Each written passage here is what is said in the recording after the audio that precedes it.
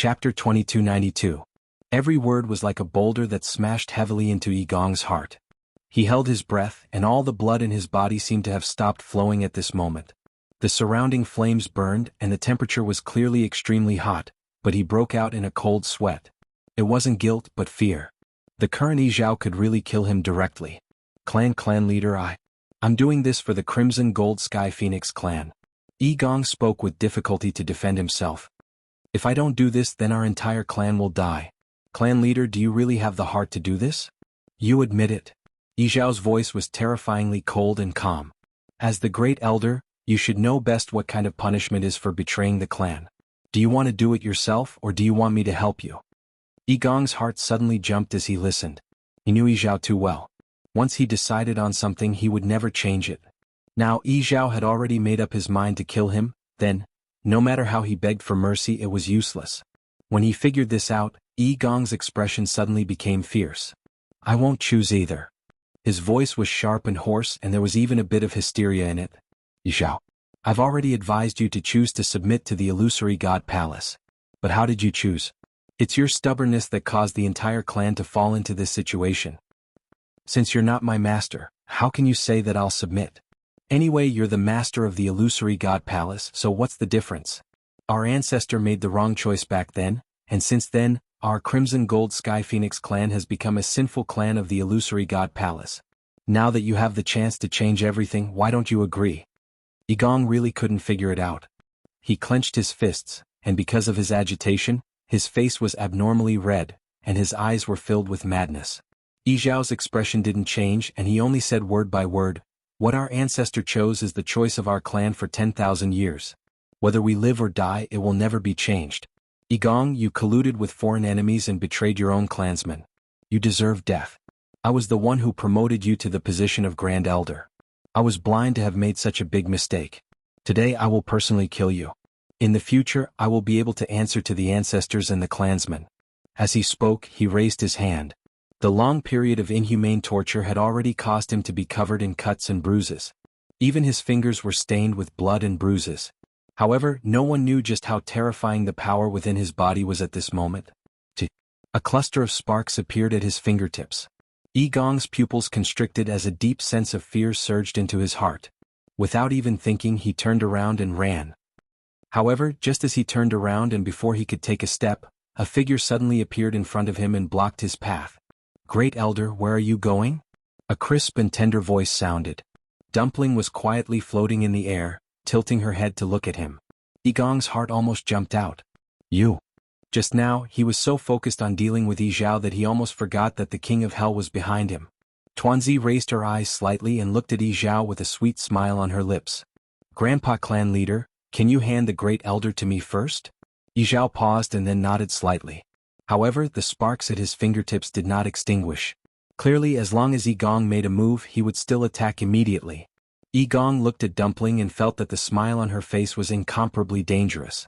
His entire body stiffened. What do you want to do? He did not forget that Dumpling had just opened her 7th meridian.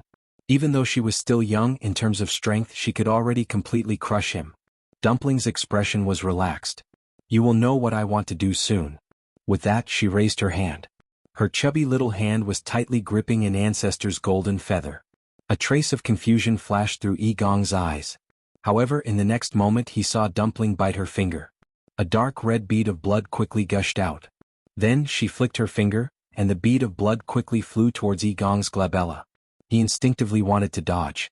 However, at this moment he was surrounded by two people and could not move at all. Poof! A scalding pain shot through his body. That bead of blood actually entered Yi Gong's glabella just like that. Realizing what had happened, Yi Gong's body stiffened, and then his eyes suddenly widened. You, Dumpling's heart stirred. Explode. As soon as he finished speaking, Yi Gong felt an indescribable majestic force instantly sweep through his entire body. Then all the power in his body seemed to be summoned and started to surge rapidly.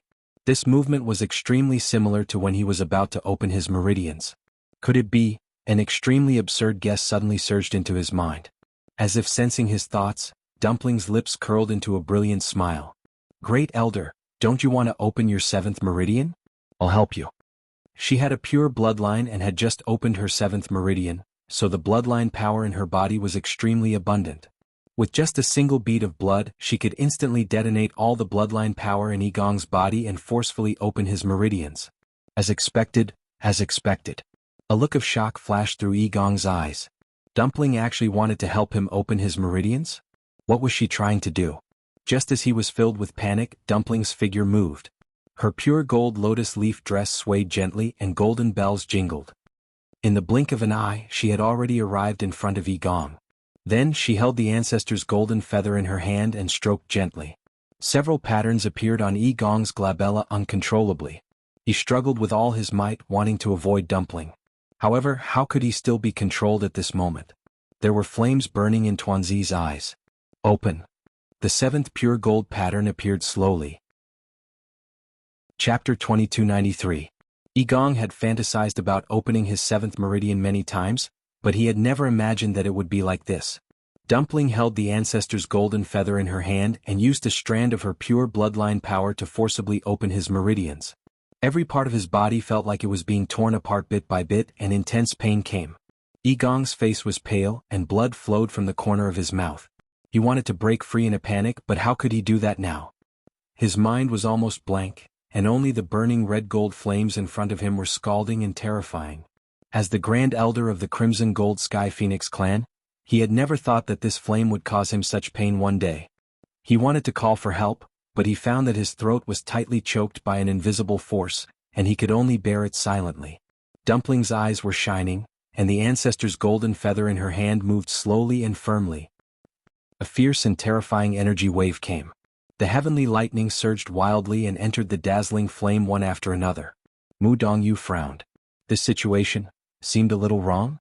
He was about to get closer for a closer look, but the golden Tianlei suddenly surged up and wrapped around the inside tightly, making it impossible to see anything.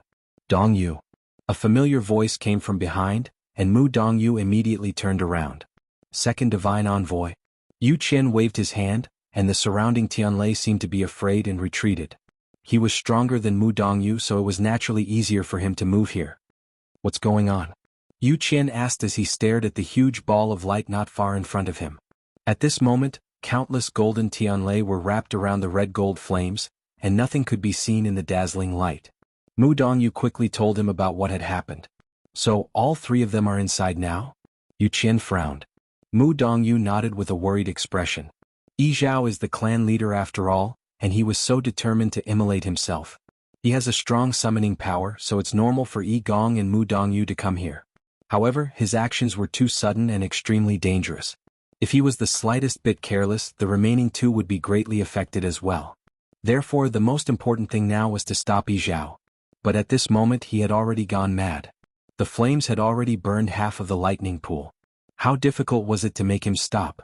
Yu Qian's expression was grave. Why did Yi Zhao suddenly become like this? Even Yi Zhao, who had been locked up here for so long and had suffered all kinds of torture, was not like this. I don't know what's going on today, but Mu Dongyu shook her head. I don't know either. It's like I was suddenly stimulated by something. Yu Qian frowned. Could it be because he sensed that Dumpling had opened her seventh meridian? This was probably the only explanation. Igong's life and death did not matter. Even if Yi Zhao himself died, it did not matter too much. The key was Dumpling. She had just opened her seventh meridian. Yu Qian had witnessed this process with his own eyes. He knew too well how terrifying Dumpling's bloodline power was. So now he had to protect Dumpling no matter what. He pondered for a moment and said coldly, "Seal the lightning pool immediately and chase all the silver Tianlei out of this place. Only the golden Tianlei will remain." Yi Zhao had chosen to self-immolate. In the process he would need to devour a terrifying amount of Tianlei. Only by cutting off his supply of power could they hope to stop him. However, after saying that, Mu Dongyu did not immediately take action. Instead, she revealed a somewhat troubled expression. Second Divine Envoy, this? Yu Qian's expression turned cold. Is there a problem? Of course there was. Mu Dongyu took a deep breath and braced herself to say, Second Divine Envoy, these Tianlei are no longer under my control. Yu Qian's eyebrows twitched violently. What did you say? A chill instantly surged and enveloped Mu Dongyu. Mu Dongyu's voice was hoarse. Just now. At first it was only a small portion, but as time passed, the flames on Yi Zhao's side burned brighter and brighter, and more Tianlei became manic and crazy. At this point he was almost completely out of control. If he still had a way, he would not be surrounded by these Tianlei and unable to approach for a long time. This lightning pool has been under your care for 10,000 years. Every Tianlei should be under your control. Now you're telling me that you can't control it? Yu Qian suddenly raised his voice, cold and stern. He had always been gentle and elegant to outsiders. Even if he was angry, he would usually have a smile on his face, which was unfathomable. At this moment he had exploded. Obviously he was extremely angry. Mu Dongyu's body tensed up. Her lips trembled slightly. She wanted to say something, but she realized that it was useless. Because that was the truth. After a long time he finally spoke. Dongyu is useless. He himself did not know what was going on. It had always been fine, but now, Yu Qian clenched his fists. For tens of thousands of years, such a situation had never occurred in the lightning pool. What was going on now? Looking at Mu Dongyu's appearance, he was really angry, but now was not the time to punish Mu Dongyu. He closed his eyes, held his breath, and then raised his hands. Several streams of light flew out and quickly formed a seal in front of him. A majestic and terrifying aura faintly spread out from it. Then he slowly pushed his hands forward.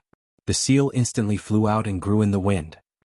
Wherever it passed, the silver lightning bolts that were scattered all over the place seemed to be attracted and suppressed by some kind of power, and they all came over here one after another. When Chu Luiyue arrived, he saw such a scene. Under the crazily burning ball of fire, there was a huge red seal floating quietly. Bolts of heavenly lightning continued to fly in that direction before they were forcefully suppressed below. Like a huge net, it gathered the surrounding Tianlei. This was the Yu Qian's work. As expected of a peerless expert above the god level. With just such a move he easily trapped these Tianlei. His gaze turned slightly and fell on the ball of fire. The flames were blazing and the flowing light was melting. Nothing could be seen from the outside. However, Chu Luiyue and Dumpling had a contract, so he naturally knew what was happening inside. This was an excellent opportunity. As long as Dumpling could force Yi Gong to open his meridians, the aura of these three people would become extremely similar. At that time, it would be much more convenient to do whatever he wanted. The key was that whether it was Yi Gong opening his meridians or letting the flames continue to burn and stir up the lightning pool, they all needed an endless supply of Tianlei. But now the Yu Qian had begun to block it. Chu Luiyue pursed his lips and then quickly rushed towards the burning ball of light. Dumpling. Chapter 2294. This clear and urgent voice instantly attracted the attention of Yu Qian and Mu Dongyu. The two of them turned their heads to look and saw a petite figure heading straight for the ball of light. Shangguan Yu? Mu Dongyu was shocked. Why is she here? Because she had lost control of a large part of the Tianlei here, and because she had been scolded by Yu Qian just now, Mu Dongyu was so tense that she didn't realize that Chu Luiyue had arrived. The thunder pool was treacherous and dangerous now, and she actually came here just like that. Did she have a death wish? Yu Qian's eyes were cold. Naive. Needless to say, she must have come here to save Tuanzi. But she didn't think that with her strength she would be courting death here. Mu Dongyu was about to stop her. However, Chu Luiyue was faster. In the blink of an eye, she arrived in front of the ball of light. The scorching temperature almost distorted the space. Chu Luiyue summoned her divine body without hesitation. A beautiful and thin soft armor covered his body, instantly isolating him from the high temperature. She could almost ignore the terrifying burning sensation, but Mu Dongyu couldn't. Soon he had to stop. Second oracle? He looked at Yu Qian hesitantly. Ignore her. Yu Qian didn't stop moving, still gathering the surrounding Tianlei.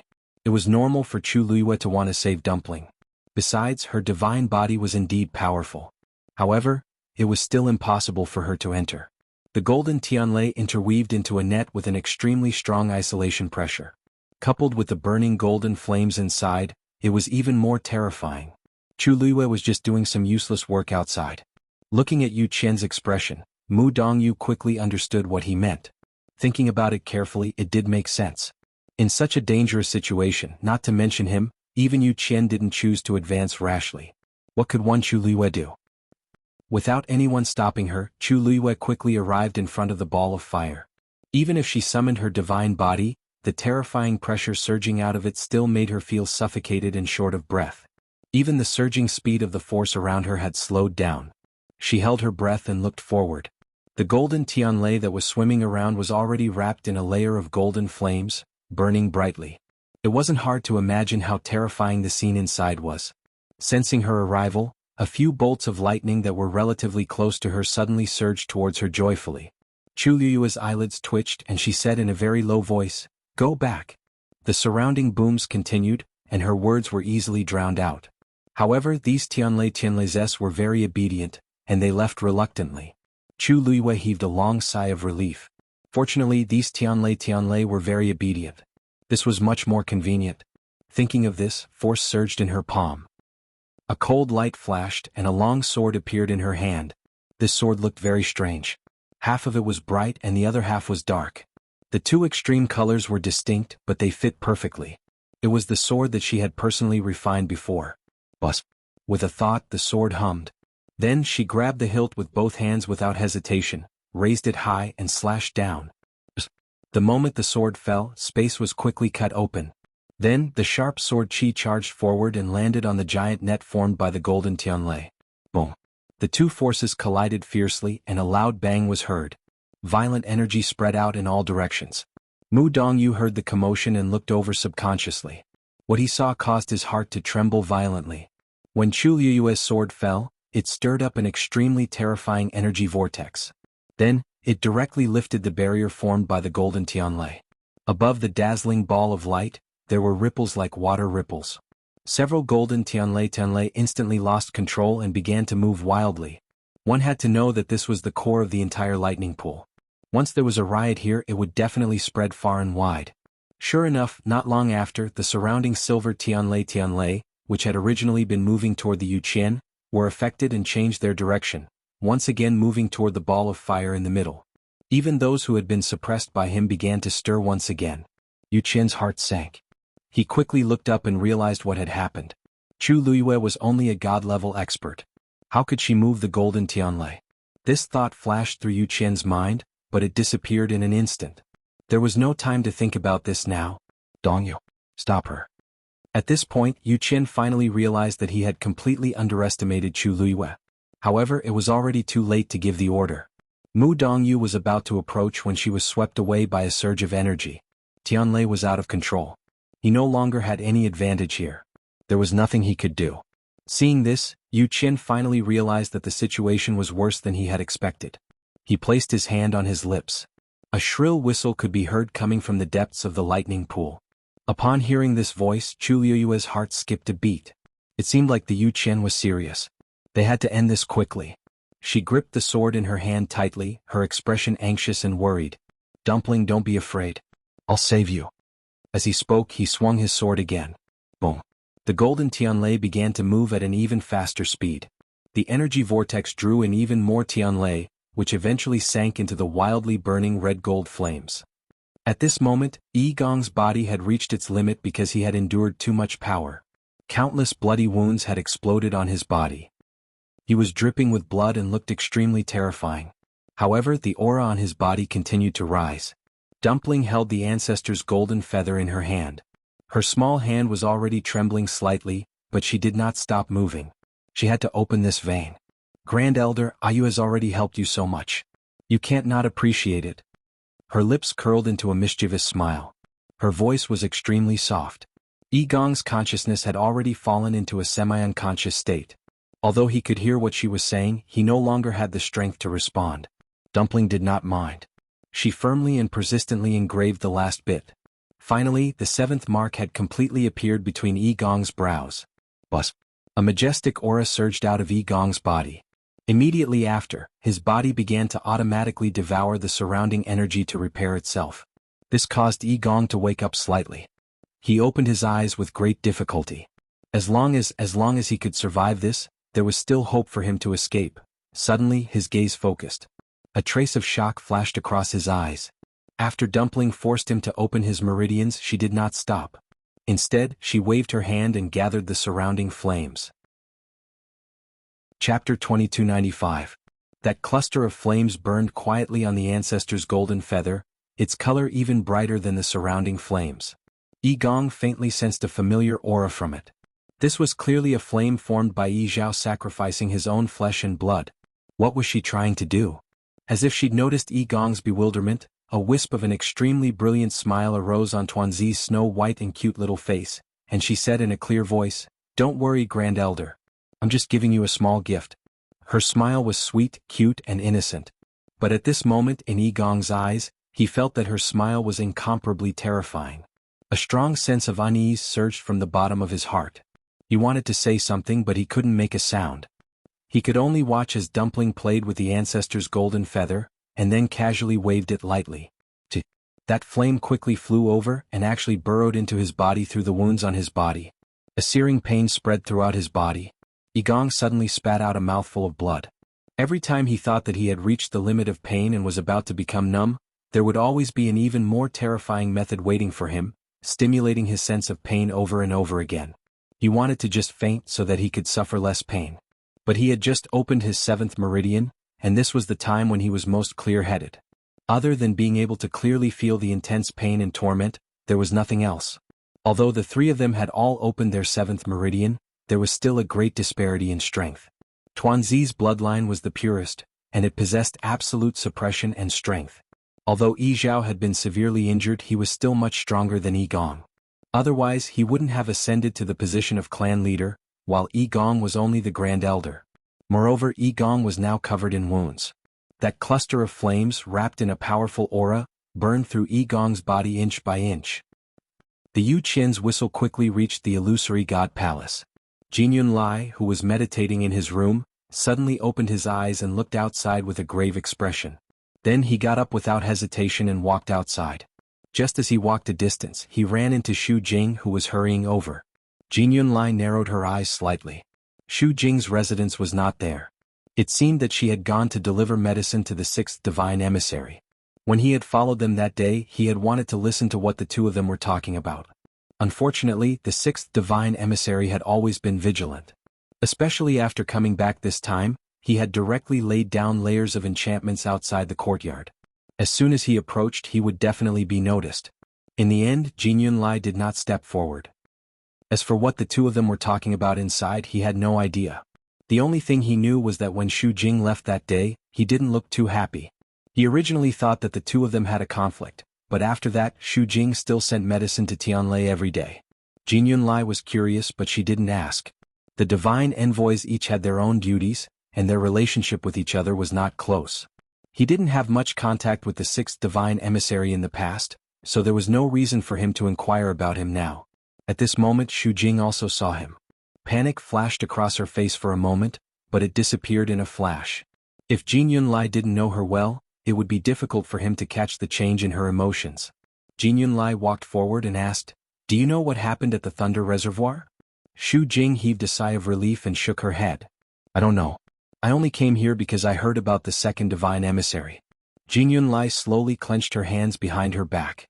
In fact, the 4th divine emissary had already sent a warning shot. At that time he wanted to go over. However, when he saw that the 2nd divine emissary had directly taken action, he stopped thinking about it. He originally thought that if the 2nd divine emissary personally took action, everything would be smoothly resolved. Who knew that not long after, the 2nd divine emissary's order came. Something big must have happened at the Thunder Reservoir. However, according to Xu Jing's words, she didn't notice the 4th divine emissary's warning? What was she busy with at that time? As if Jin Yunlai's gaze made him feel weak, Xu Jing's brows furrowed. If the 2nd divine emissary is like this, there must be a lot of trouble. Let's go over as soon as possible. Jin Yunlai softly nodded.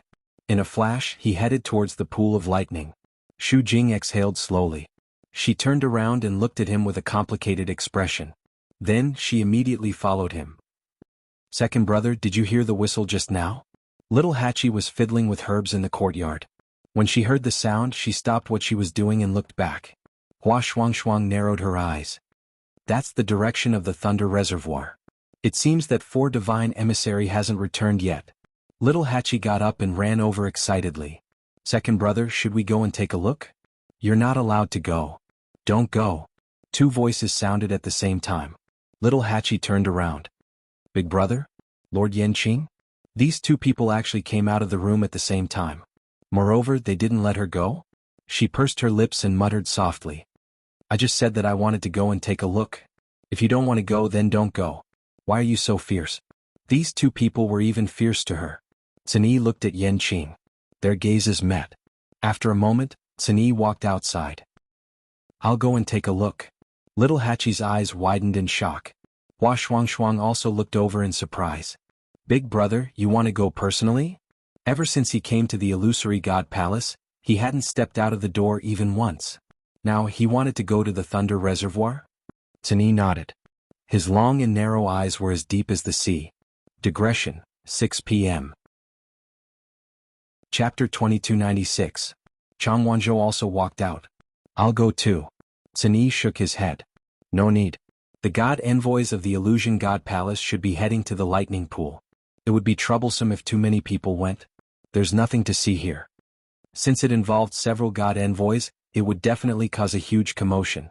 If they went forward now, they would be implicated if they weren't careful.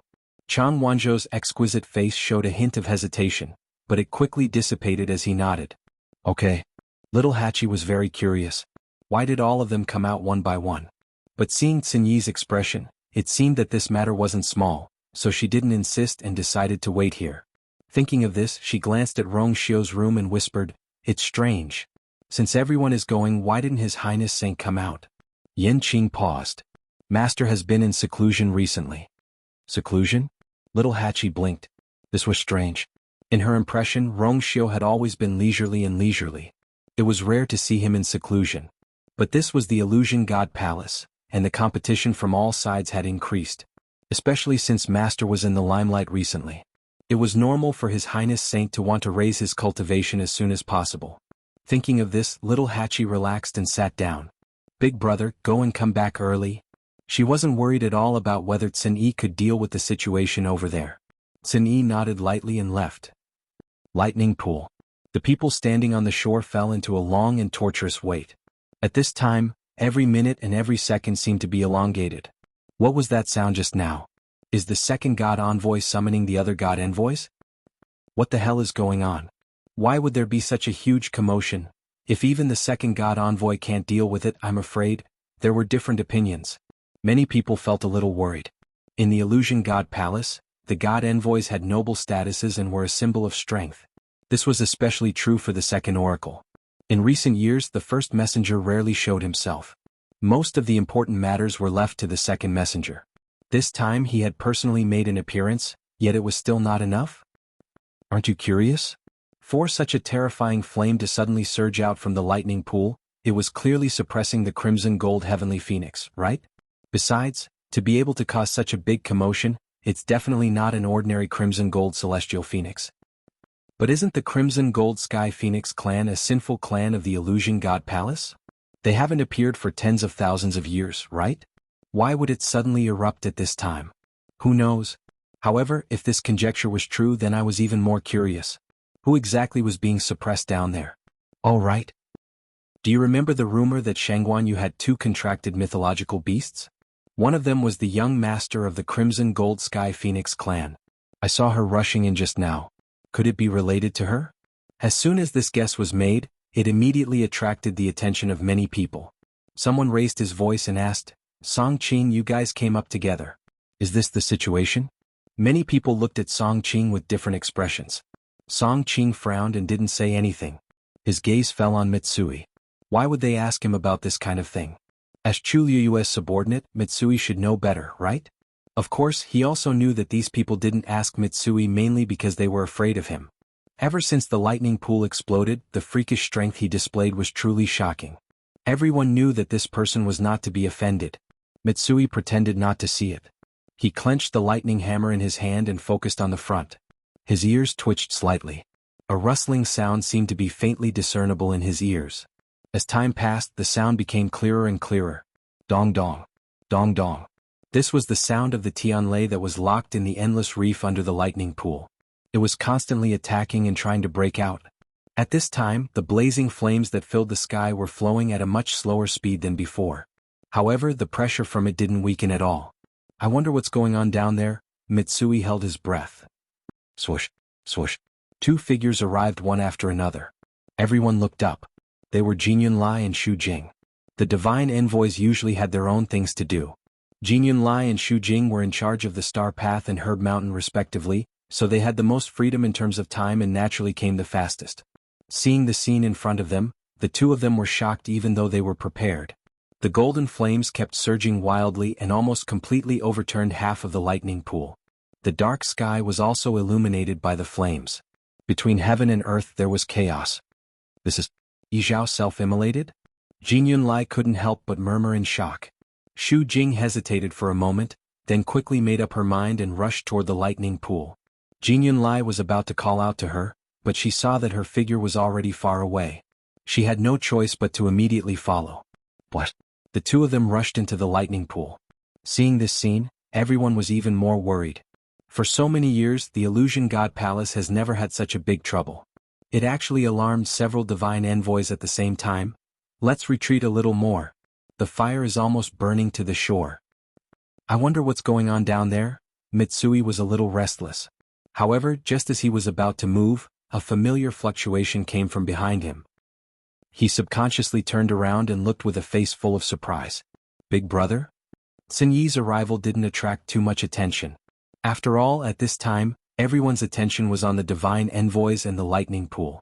Sun Yi's gaze swept past him and finally landed on the letter at his waist. Watch it. He raised his chin and said calmly. Mitsui lowered his head and saw that the words in the letter had unknowingly become thicker and clearer than before, as if they would burst out at any time.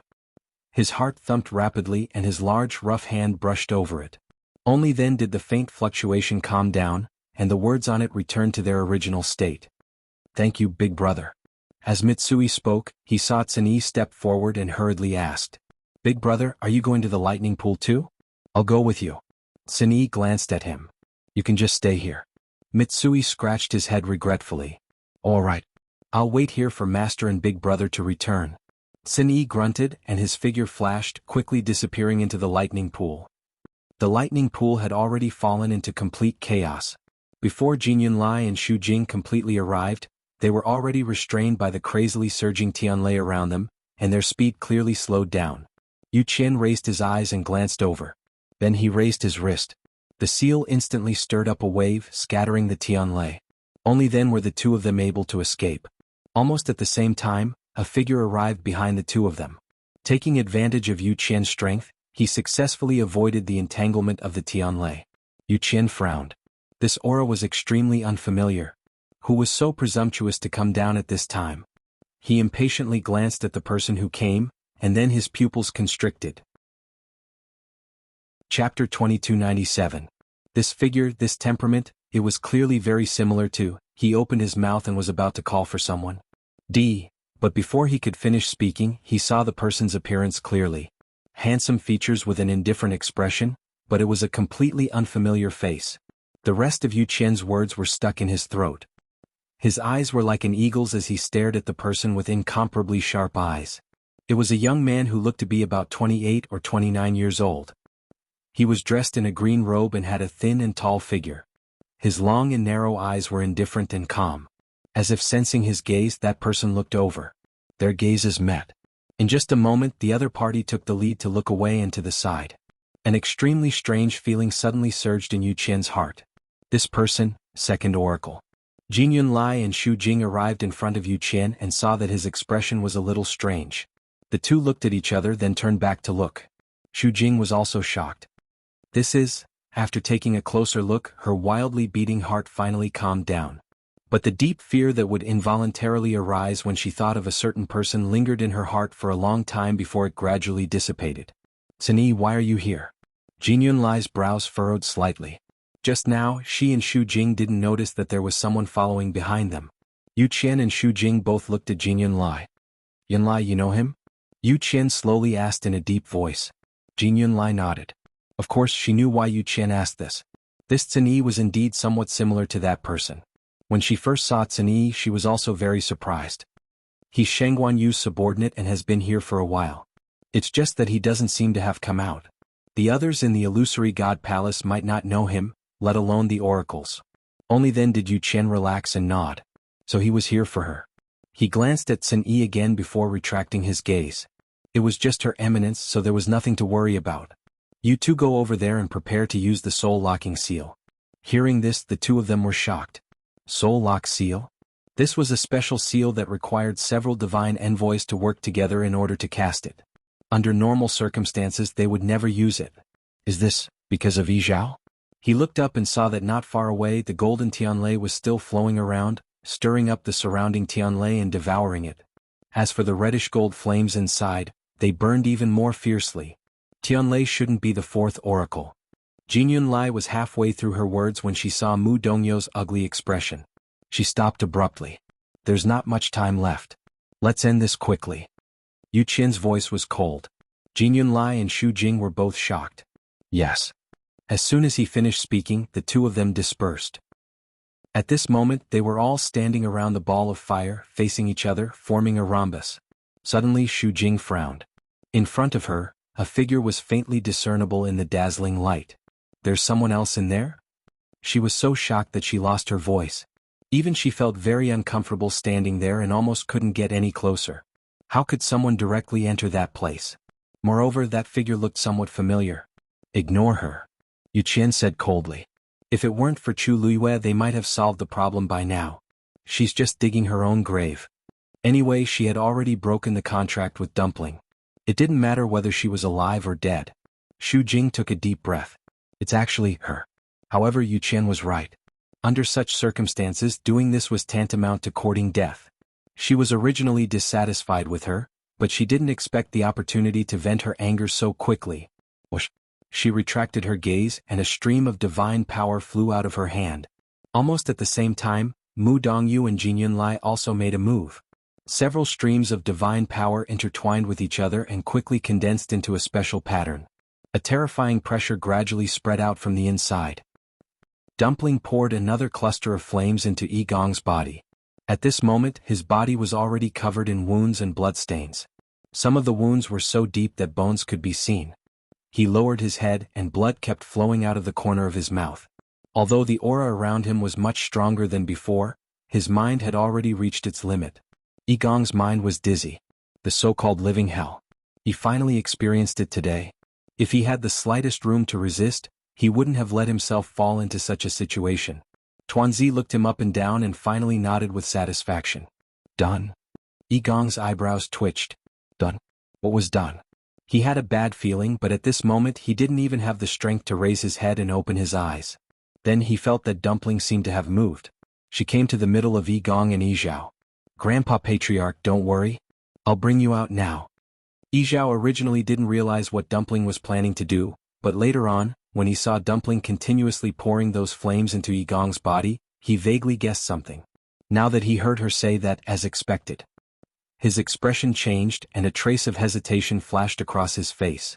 Dumpling, this is too dangerous for you. Moreover, you can't open these chains. When he sensed that Dumpling had opened her seventh meridian, he set himself on fire just to summon her over and give her some instructions. At the same time he could also take care of Yi Gong. He didn't expect her to have such thoughts. Dumpling gritted her teeth and glared at the chains. These were exactly the same as the black chains that trapped her back then. At that time she couldn't do anything about these things, but it didn't mean that she couldn't do anything now. She took a step forward and grabbed the black chains tightly. Then, she shook it fiercely. Rumble. A loud sound suddenly came from the depths of the lightning pool. This time, it instantly set off a stormy sea. Chapter 2298. This power spread out instantly, causing Yu Qian and the others to almost lose their balance.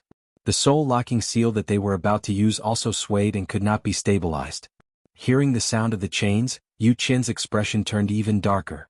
Were they planning to bring Yi Zhao out? TSK, they were just dreaming. The chains were extremely tough. Even though Dumpling had opened her seventh meridian, she could not break them. A beam of light surged out of his palm as he continued to condense the soul-locking seal. The chains shook violently. The black mist on them surged, but there were no signs of them breaking. Dumpling frowned deeply. This thing was really troublesome. Dumpling, don't waste your time. I have a few words to say to you. Yi Zhao was almost at his limit. His voice was extremely weak. Tuanzi's eyes suddenly turned red, and her grape-like big eyes were instantly filled with tears. Grandpa clan leader. I will definitely save you. She had finally opened her seventh meridian and came here. How could she miss such a rare opportunity?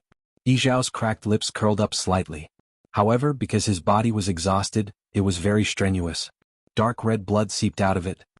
Dumpling, my clan's ancestor, back then, wasn't a traitor of the illusory god palace, was. He opened his mouth with difficulty. Every time he spat out a word, it felt like something was scraping his throat. It was painful. Dumpling held back her tears, but her voice was choked with sobs. Grandpa clan leader, Dumpling, don't listen. It's the same if you give it to me after you get out. As she spoke, a cluster of golden flames burned on her small hand. Bang! She struck the chains with her palm. There was a muffled sound. However, the chain still did not break. Not even a mark was left. Dumpling held her breath and struck again. Intense pain came from her hand, but it was not even a millionth of the anxiety in her heart. Why couldn't it open? Why couldn't it open? Chu Luiyue stood outside the giant net of golden Tianlei. She could not see the situation inside through the brilliant light of the Tianlei in flames. However, she and Dumpling were telepathic and naturally knew what the situation was. Chu Luiyue's brows were tightly knitted. She knew how difficult it was to deal with the black chains. Now, Dumpling's strength alone was probably not enough. At this moment, a strange fluctuation suddenly came from the interspatial ring. Chu Luiyue was dazed as she saw a purple light flash across her eyes. That piece of purple scale armor suddenly appeared. Her heart suddenly she reached out to grab on it. This was something that belonged to Debeo. Once it was exposed, swoosh. Without any hesitation, the purple scales charged towards the ball of fire. Chu Luiyue's to her heart instantly to her throat. However, in the next moment, the scene that happened in front of her caused her eyes to flash with a deep shock. That piece of purple scale armor actually pierced through the defensive barrier formed by the golden heavenly lightning and quickly sank into the reddish gold flames. The Tianlei did not dodge in time and was cut in half from the middle. After a short silence, the golden Tianlei exploded with a bang and turned into countless streaks of light, scattering in all directions. Chu Luiyue sucked in a cold breath. What was the origin of the scale armor left by Debeo? How could it be so sharp and terrifying? At the same time, Dumpling, who was in the center of the flames, also heard the sound. She stopped and looked back. A purple scale armor flashed in front of her eyes. The strong wind blew the golden bell on her head. The music was crisp. Then she heard a very subtle cutting sound. She looked in the direction of the sound. She saw that the black chain that was tightly wrapped around Yi Zhao was easily cut in half by the scale armor. Dumpling did not even think and immediately waved the ancestor's golden feather in her hand. A flame flew out and grabbed Yi Zhao's wrist. Then it quickly pulled him out of the flame. A strange scene appeared. The black chains that had been broken apart were quickly reconnecting with each other. Black fog surrounded them. Dumpling could clearly see that the broken chain was beginning to repair itself. She waved her wrist again. Yigong's body flew over uncontrollably. At the same time, a ball of flame suddenly burned on his body. It was the flame that belonged to Yi Zhao that Dumpling had collected previously. At this moment, the flame wrapped around him, causing his aura to be no different from Yi Zhao's. Whoosh, sensing this aura, the black chain flew over quickly and wrapped around Yigong tightly. Dumpling calmed down and looked at Yi Zhao. Grandpa clan leader. Let's go now. Yi Zhao came back to his senses. If he left like this, he would not be able to conceal his aura and would be exposed sooner or later. He did not care about himself, but the key was that he could not implicate Dumpling. His expression was firm. Dumpling stepped back.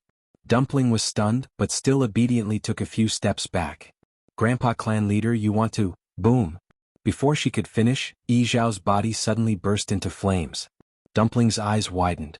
Before she could say anything, she felt a fierce heat wave coming from the front. Her body flew back uncontrollably. An extremely dense flame wrapped around Yi Zhao's translucent soul and quickly flew into the ancestor's golden feather in her hand. At the same time, Yigong's body was instantly engulfed and burned. Chu Luiyue sensed that something was wrong.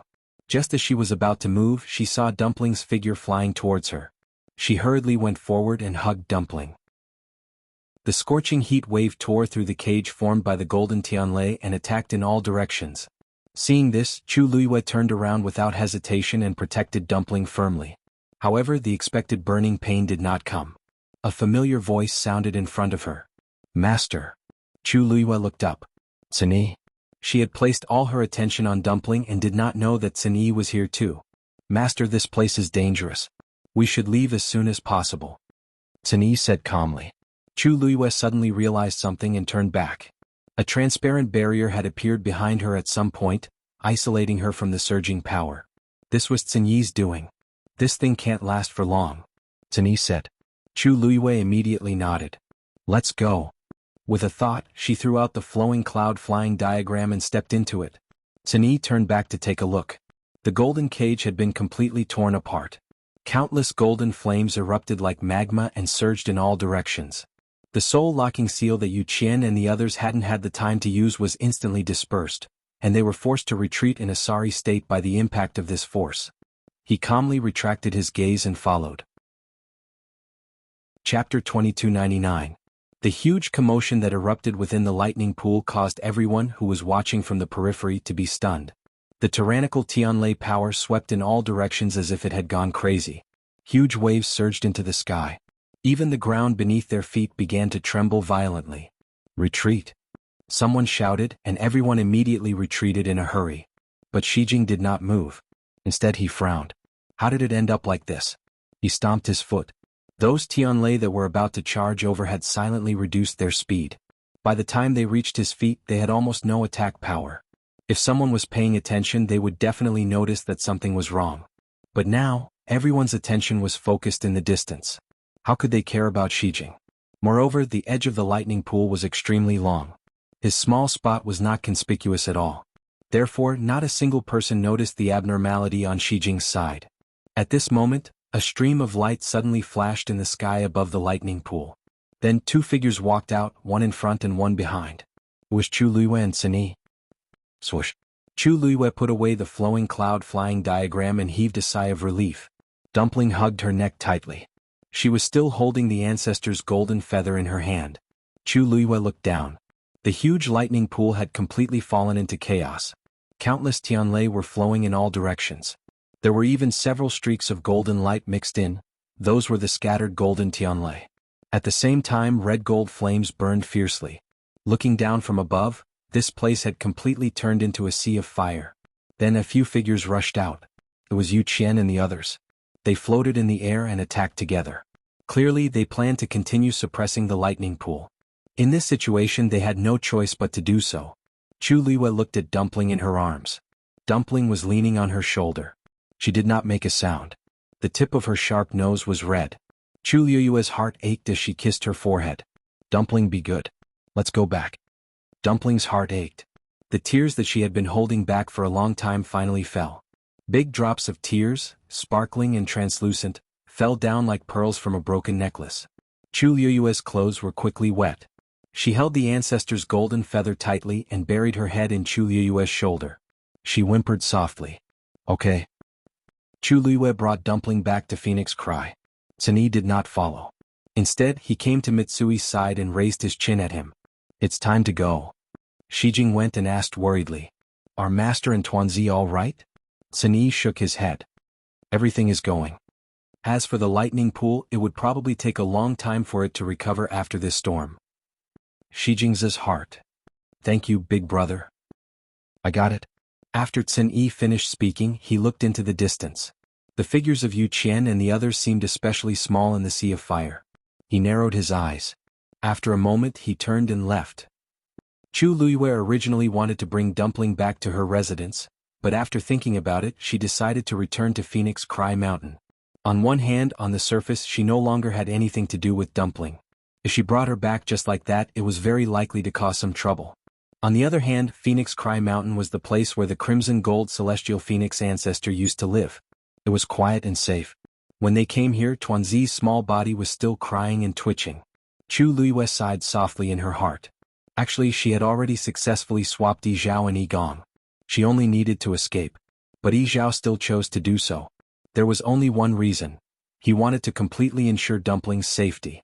Even though their auras had been swapped, there were still all kinds of hidden dangers. Yi Zhao destroyed his own body and hid in the ancestor's golden feather. He also took the opportunity to destroy Yi Gong's body, causing his soul to be trapped in the depths of the lightning pool forever. This way, even if anyone had suspicions and investigated, they wouldn't be able to find anything. Because Yi Gong had already opened his 7th meridian, and he was using Yi Zhao's aura and power. These were enough to completely cover Yi Gong's bloodline aura. Moreover, after suffering such a terrifying impact, Yi Gong was almost dead. This secret would be buried forever.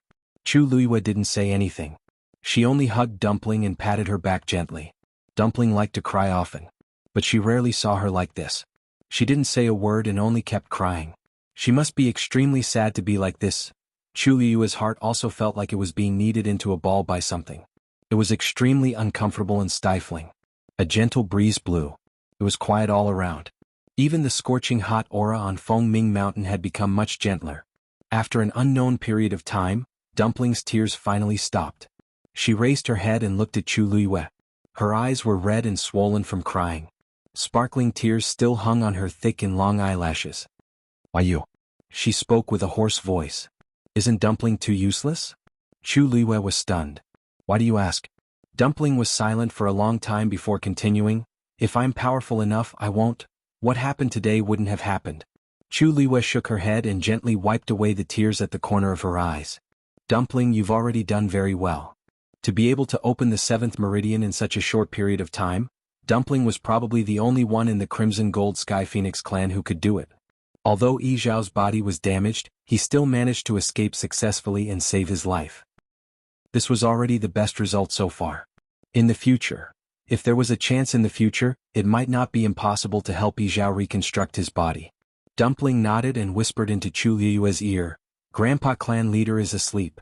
Chu Luiyue was startled at first, but then he understood. It must be because Yi Zhao was too crazy previously that he fell into a coma. However, if he stayed in the ancestor's golden feather for a period of time, he might be much better. After Dumpling finished crying, her emotions finally calmed down. Since things had already come to this, she could only choose to accept it. When she continued to open her meridians in the future, she would be able to save Grandpa clan leader. Right.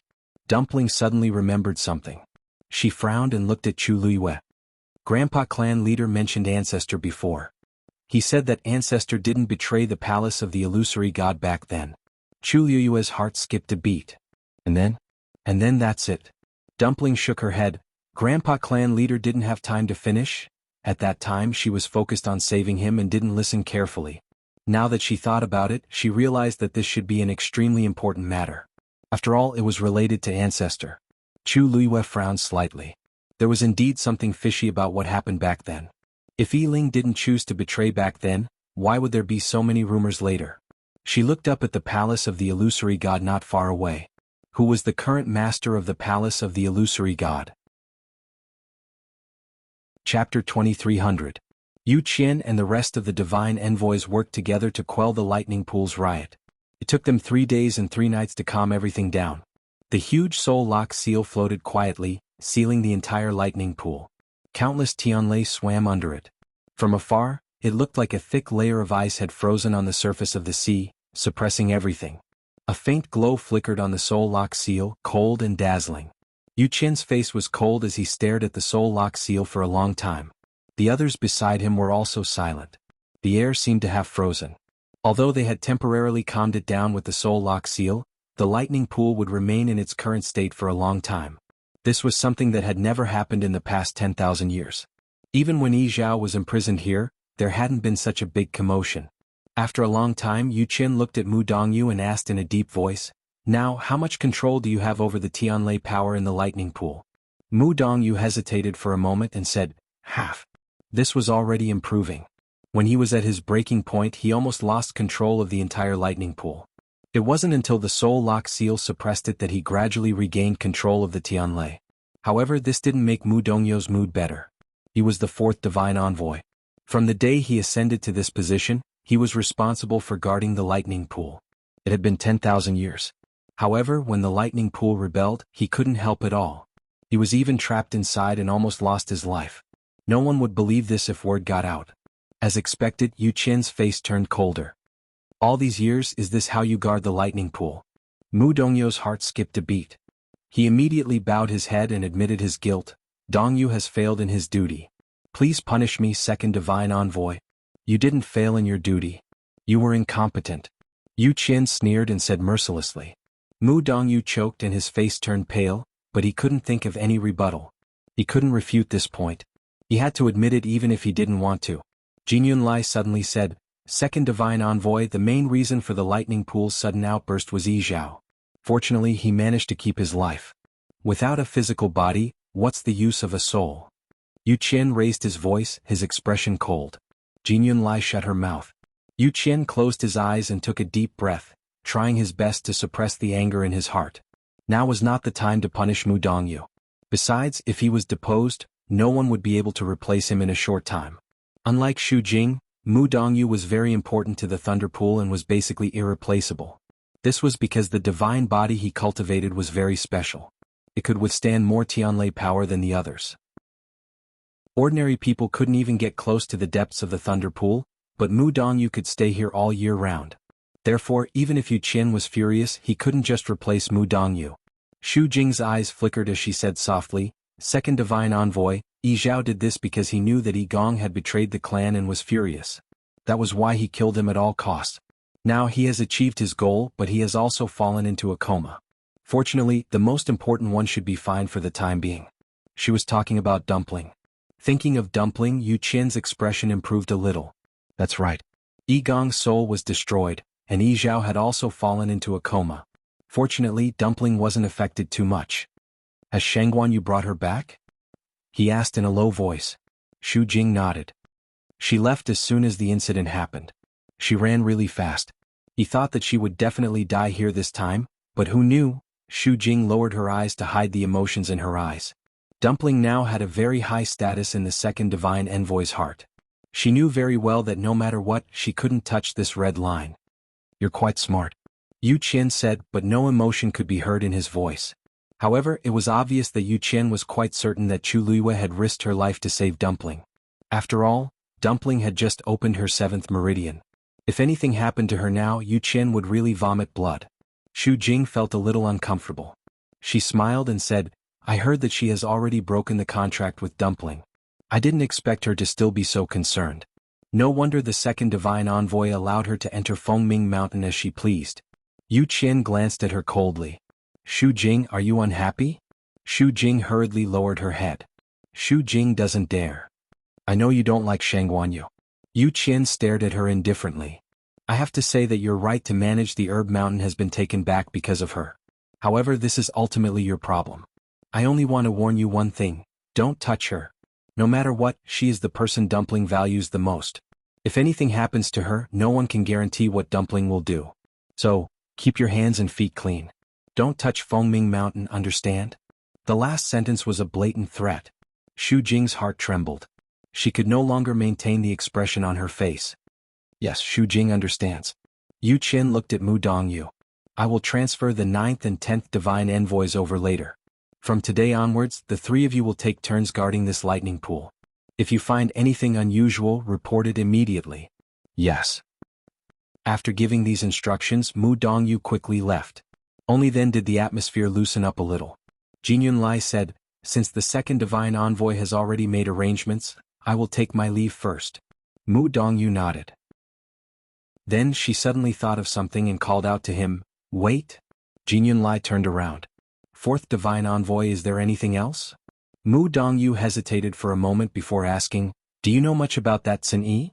"Fourth divine envoy, what do you mean by that?" Jin Yunlai was a little surprised. She didn't expect him to suddenly mention Sun Yi. Mu Dongyu said, "I saw him attack just now. He seems to be quite powerful." Even though the situation was very chaotic back then, he still saw Sun Yi take action and help Chu Luiwe block the attack. Jin Yunlai nodded. "In fact, it's not just Sun Yi.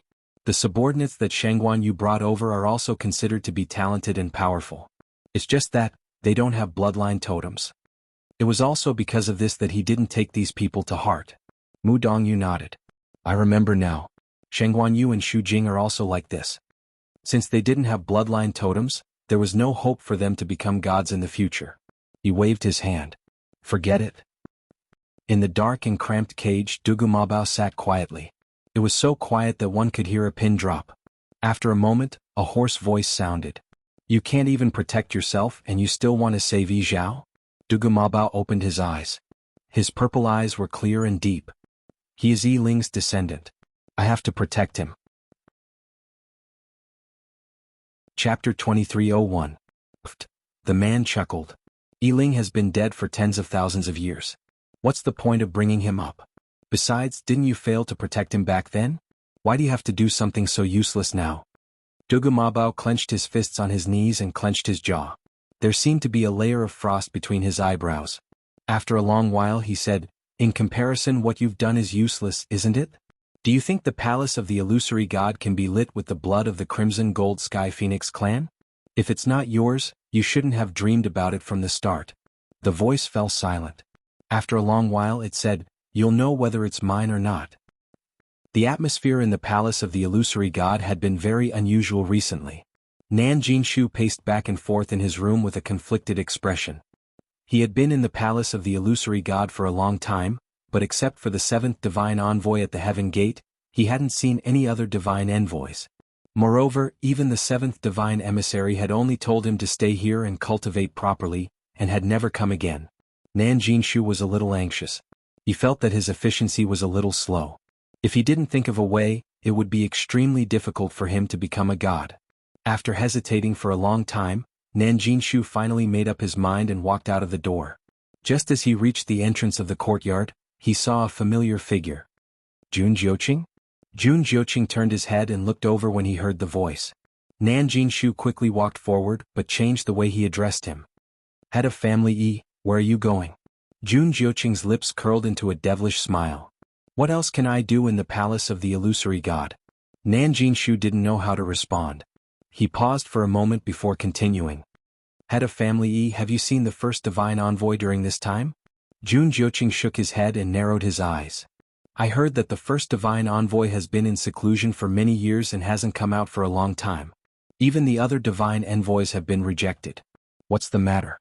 Does the head of the Nan family want to see the first divine envoy?" Nan Jinshu nodded. He felt a little troubled after hearing Jun Jiuqing's words. If that's the case, then it will be very difficult to meet the first divine envoy. Currently, many of the affairs of the illusory god palace have been handed over to the second divine envoy.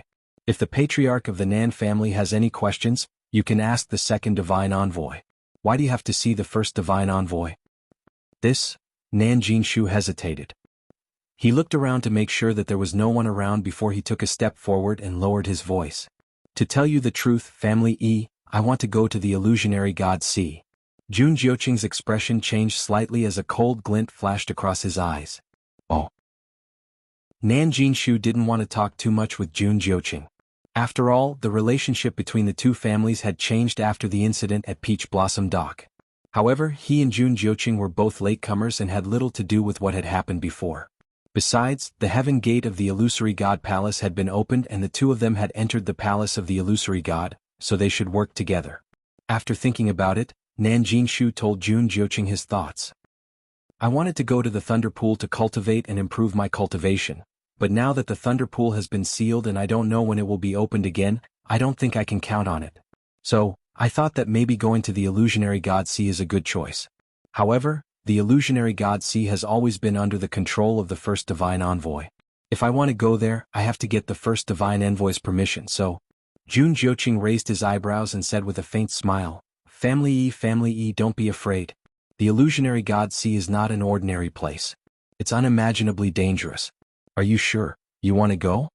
Nan Jinshu also smiled with a meaningful look on his face. "That's right. The illusionary god C is extremely dangerous for ordinary people, but it's different for you and me. Family E, I don't think I need to remind you of some things, right?" If he wasn't prepared, he wouldn't have thought about it. Jun Jiuqing nodded. "So, family head Nan has made up your mind?" Nan Jinshu simply nodded and admitted it, then said, "Yes. Why don't you go with me, family head Nan?" Jun Jiuqing's thin lips curled into a faint smile. "No need. I don't have such plans for now." Nan Jinshu was stunned and his expression became a little complicated. Jun Jiuqing's talent and strength were above his. Even if he didn't use any other methods, he would definitely be able to reach the immortal level in the future. He was unwilling to accept it and was unwilling to accept it. But there was no reason for such things. Nan Jinshu suppressed his emotions and said, "If that's the case, I won't disturb you. But please don't tell anyone about what happened today, family head Nan." "Of course." Jun Jiuqing raised his hand and pointed in a certain direction. "That should be the first divine envoy's courtyard. Family head Nan can go and ask. However, the first divine envoy hasn't appeared for many years. Family head Nan should be prepared to be rejected." Nan Jinshu smiled as if he didn't care. I know. Jun Jiuqing was about to leave, but when he heard Nan Jinshu's relaxed tone, he couldn't help but look at him again.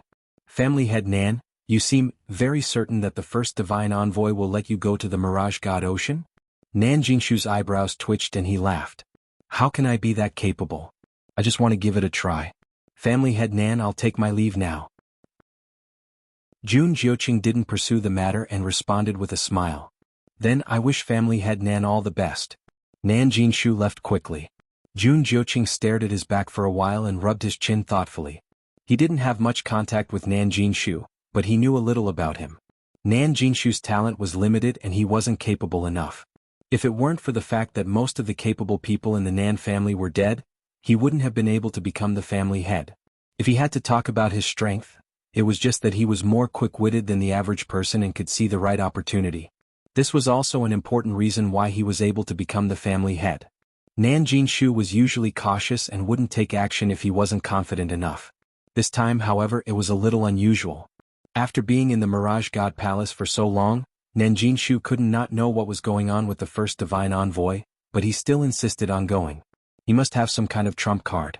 Interesting, Jun Jiuqing murmured to himself. In the end, he chose to follow them silently. Nan Jinshu arrived at the first divine envoy's courtyard without a hitch. The door was shut tight and it was cold and lonely. Those who didn't know better would think that no one had been here for many years. Nan Jinshu bowed. First divine envoy, Nan Jinshu of the Nan family requests an audience. No one answered. Nan Jinshu waited for a while, thinking that it was indeed difficult to meet this person.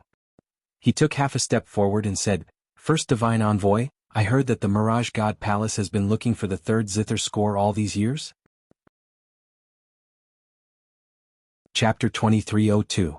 After Yu Qian left the lightning pool, he went straight back to Fengming Mountain. Dumpling was nestled in Chu Liyue's arms, and the two of them were whispering to each other. Sensing his movements, the two of them looked up at the same time. Dumpling immediately became alert. She jumped out of Chu Liyue's arms and blocked in front of her. Yu Qian came in front of her and first scanned Dumpling from head to toe. After confirming that she was safe and sound, he finally heaved a sigh of relief. Don't worry. I didn't plan to do anything to her today. Dumpling was skeptical. Who knows how much of what you say is true and how much of it is false? And, you even locked up Grandpa Clan leader? Her little face was full of anger, as if she had not recovered from the shock caused by this matter. Yu Qian was not surprised by Dumpling's reaction. She was the young mistress of the Crimson Gold Sky Phoenix clan. Seeing Yi Zhao in trouble, it was naturally difficult for her to accept. It's a long story. Yi Zhao made a mistake first. Locking him in the lightning pool was just to wake him up. Unfortunately, he was still stubborn and even did such a thing in the end. Yu Qian's usually gentle expression now had a hint of coldness added to it, causing people to shudder. I'm sure you've seen what he's done. Yi Gong's body and soul were destroyed, and the entire lightning pool was almost destroyed by him. It can only be said that he reaped what he had sown. Dumpling bit her lips and clenched her two little fists tightly. Great Elder betrayed the clan first. Grandpa Clan leader wants to kill him, so it is reasonable. This is our Crimson Gold Sky Phoenix clan's matter. When is it up to you outsiders to judge? She glared at Yu Qian. Release Grandpa Patriarch right now. Yu Qian was not angry. Instead he laughed. If you want to save him, it's very simple. In the future, as long as you stay here and cultivate properly, I guarantee that his life will not be in danger. When you open your 9th meridian, I will release him. Dumpling was shocked. Chu Liyue also frowned subconsciously. 9th meridian? In the entire Crimson Gold Sky Phoenix clan, only their ancestor Yi Ling had managed to do so. Yu Qian actually had such high expectations for Dumpling? Furthermore, what was his purpose for doing this? To be honest, even Yi Zhao might not urge Dumpling to open her meridians, nor would he place this heavy burden on her shoulders. However, Yu Qian, what was he so anxious about? How long do we have to wait? I think you are just trying to fool me. Dumpling gritted her teeth. How am I fooling you? Don't forget, you have the purest bloodline. Now that you have successfully opened your 7th meridian before reaching adulthood, you will definitely be able to open your 9th meridian in the future. There is no doubt about this. As for the time, that will depend on you. Yu Qian looked around. There is no place more suitable for you to cultivate than Fengming Mountain. With your current aptitude, why do you have to worry about not being able to open your meridians? Dumpling stared at him and did not say anything. She turned around and pounced on Chu Liwei, hugging her thigh tightly. This person is so annoying. Chu Liwei picked her up and looked at Yu Qian with a frown. Second divine envoy, since you have already made up your mind, I know that no one can persuade you. Since that is the case, I hope you can keep your promise. On the day that Dumpling opens her 9th meridian, you must release clan leader Yi Zhao. Yu Qian nodded, of course. As soon as he finished speaking, Nanjin Shu stood quietly and patiently waited for a response. After a while, a low voice finally came from inside. Come in. Creak. The door opened. Nanjin Shu took a deep breath and suppressed the excitement surging from the bottom of his heart. He bowed respectfully before stepping forward. After he crossed the threshold, the door closed again. Nanjin Shu's figure disappeared behind the door. Jun Jiuqing, who was not far away, stared at the door thoughtfully for a long time. The third zither score. No wonder he was so confident. He thought for a while and turned to leave. At this moment, Nanjin Shu walked into the courtyard. The courtyard was filled with a thick pile of fallen leaves. It was lonely, bleak, and extremely cold. If the sound did not come from here, Nanjin Shu would have suspected that there was no one here. The courtyard was not big and the furnishings were very simple. It was hard to imagine that the Honorable First Divine Envoy lived in such a place. Nanjin Shu looked at the tightly shut door and his heart started to beat faster. After all, he was going to meet the First Divine Envoy. It was impossible for him not to be nervous. He adjusted his collar and made sure that there was nothing wrong with his appearance before he continued walking. However, he had just taken a step when he heard a rustling sound from the side. He was stunned and turned around instinctively. Something seemed to be moving under the thick pile of fallen leaves not far away. Quiet. The low and indifferent voice sounded again. However, it was obviously directed at the existence under the fallen leaves. As soon as he finished speaking, the surroundings fell silent again. Nanjin Shu was confused. What was that thing under there? I don't remember hearing about the First Divine Envoy keeping anything by his side. Nanjin Shu. Nanjin Shu's heart skipped a beat when he heard the First Divine Envoy call his name. Yes. Where is the third zither score now? The voice asked straightforwardly. Nanjin Shu was stunned for a moment. First Divine Envoy, I think it's more convenient for me to talk inside, right? This matter was so confidential. It was weird to talk about it through the door. There's no one else here. Just say it. The voice was calm, but there was no room for refusal. Chapter 2303. After a moment of hesitation, Nanjin Shu cupped his fists and bowed. First Divine Envoy, as far as I know, the third piece of music score is still in the god-slaying mound. As soon as he finished speaking, the entire courtyard became even quieter. Nanjin Shu only felt an invisible pressure on his shoulders. It was unbearably heavy. He held his breath as nervousness gradually grew in his heart. The music score was split into 3 pieces and scattered all over the world of God. Only one piece was left in the god-slaying mound and was taken away by someone else. Now you're saying that the third piece is still in the god-slaying mound? There was a questioning tone in the deep voice. Nanjin Shu hurriedly said, First Divine Envoy, I wouldn't dare lie. The last piece is still in the god-slaying mound. Even that person doesn't know about it. I only learned about it recently when I learned that the heavenly gate had opened and Taizu's brocade pouch was opened. Before Taizu of the Nan family passed away, he left behind a brocade pouch for the family heads to keep. His last words were that it could only be opened when the heavenly gate of the illusory god palace opened. The family heads of the Nan family, including Nanjin Shu, didn't know about it before. Otherwise, Nan Yifan would have taken action long ago. If you know about it, then Jun Jiuqing should know about it too. Why didn't he report it? Nanjin Shu looked troubled. I don't know about that.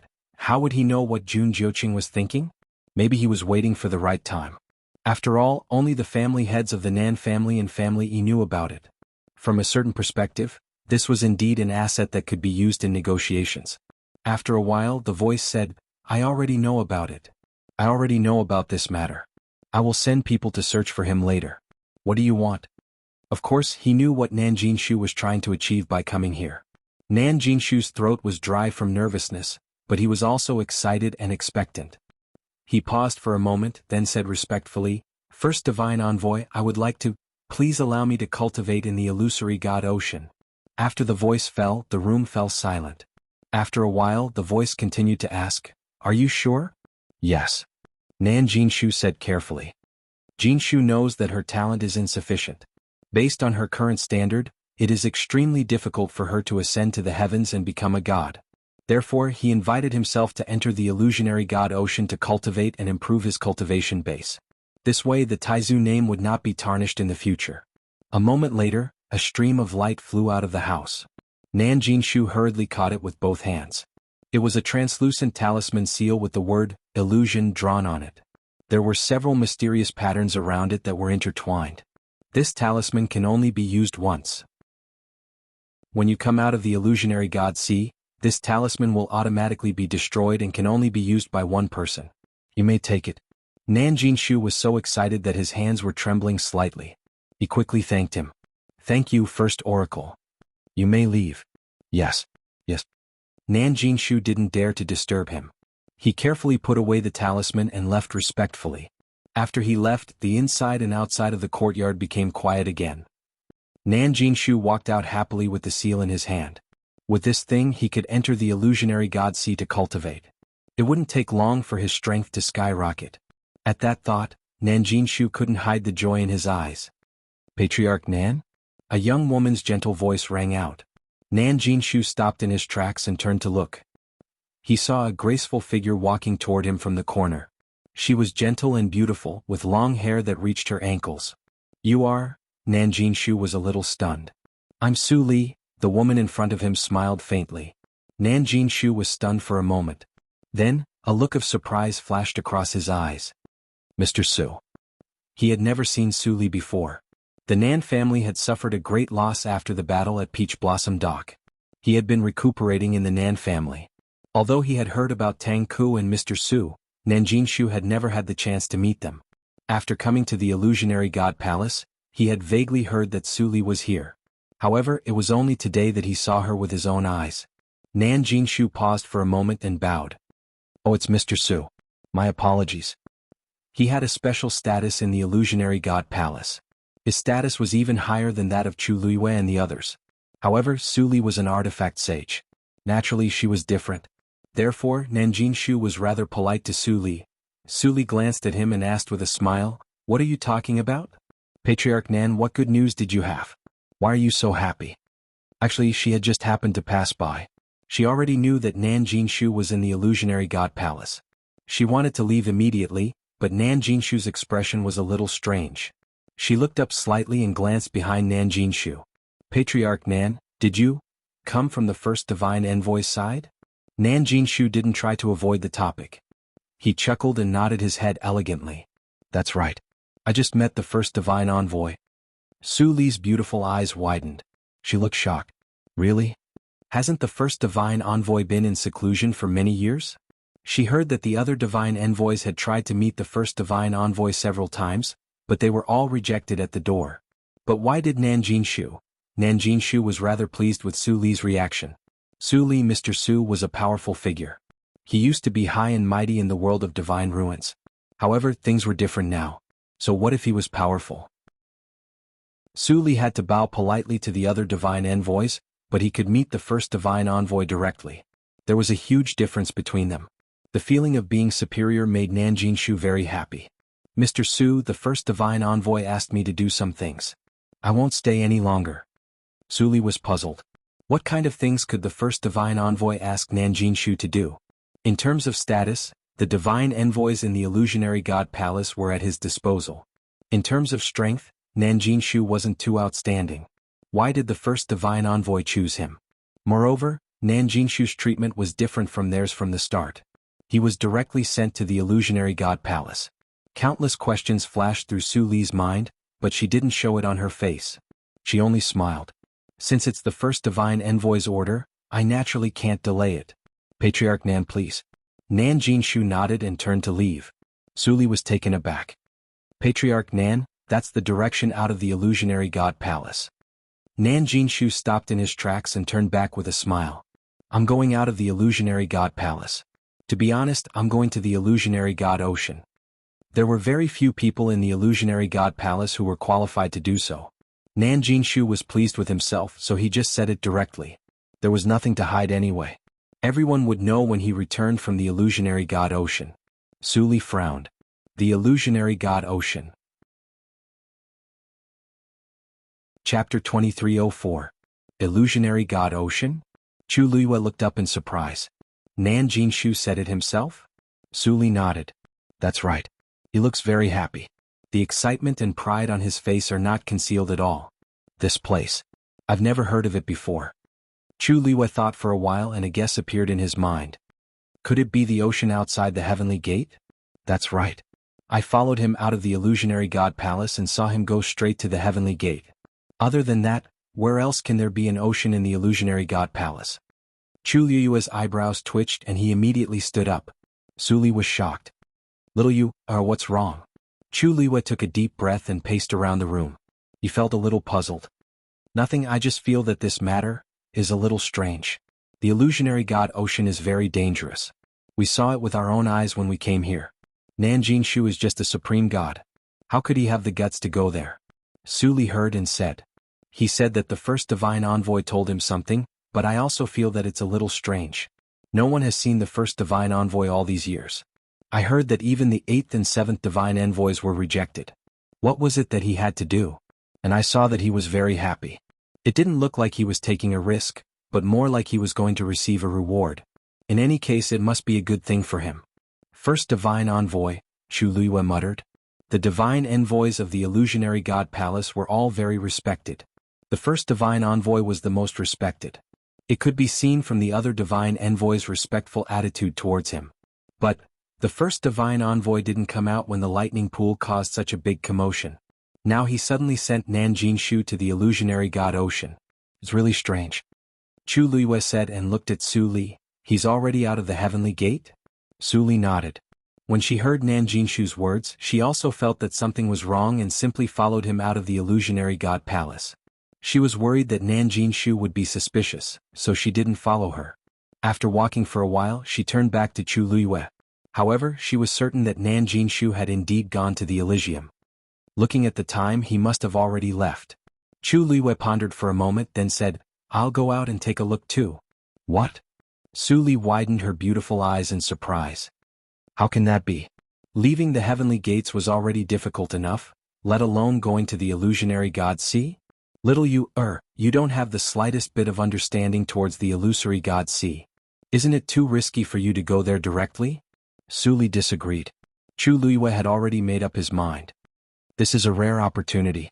Su Li's lips moved. Looking at her determined expression, it was obvious that she could not be persuaded. What's in the illusionary god sea that's worthy of you acting like this? Chu Luiyue paused. It's very likely that Senior Diwu is trapped there. Su Li was shocked. Upon hearing this, she finally understood why Chu Luiyue insisted on going no matter what. But, don't worry, Mr. Su. I plan to go there openly and investigate first. It won't be too late to take action after I've figured out the situation. After all, the illusionary god sea was just outside the Elysium. There would not be any danger if they just went to take a look at the Silver Bridge. Although Chu Luiyue also wanted to bring Diwu Zhangzi back immediately, she would not do anything that she was not confident of. If she took the risk now, not only would she not be able to save him, but she might even lose her life. She was very clear about this. Su Li was finally relieved. I'll go with you. Chu Luiyue shook her head. No need.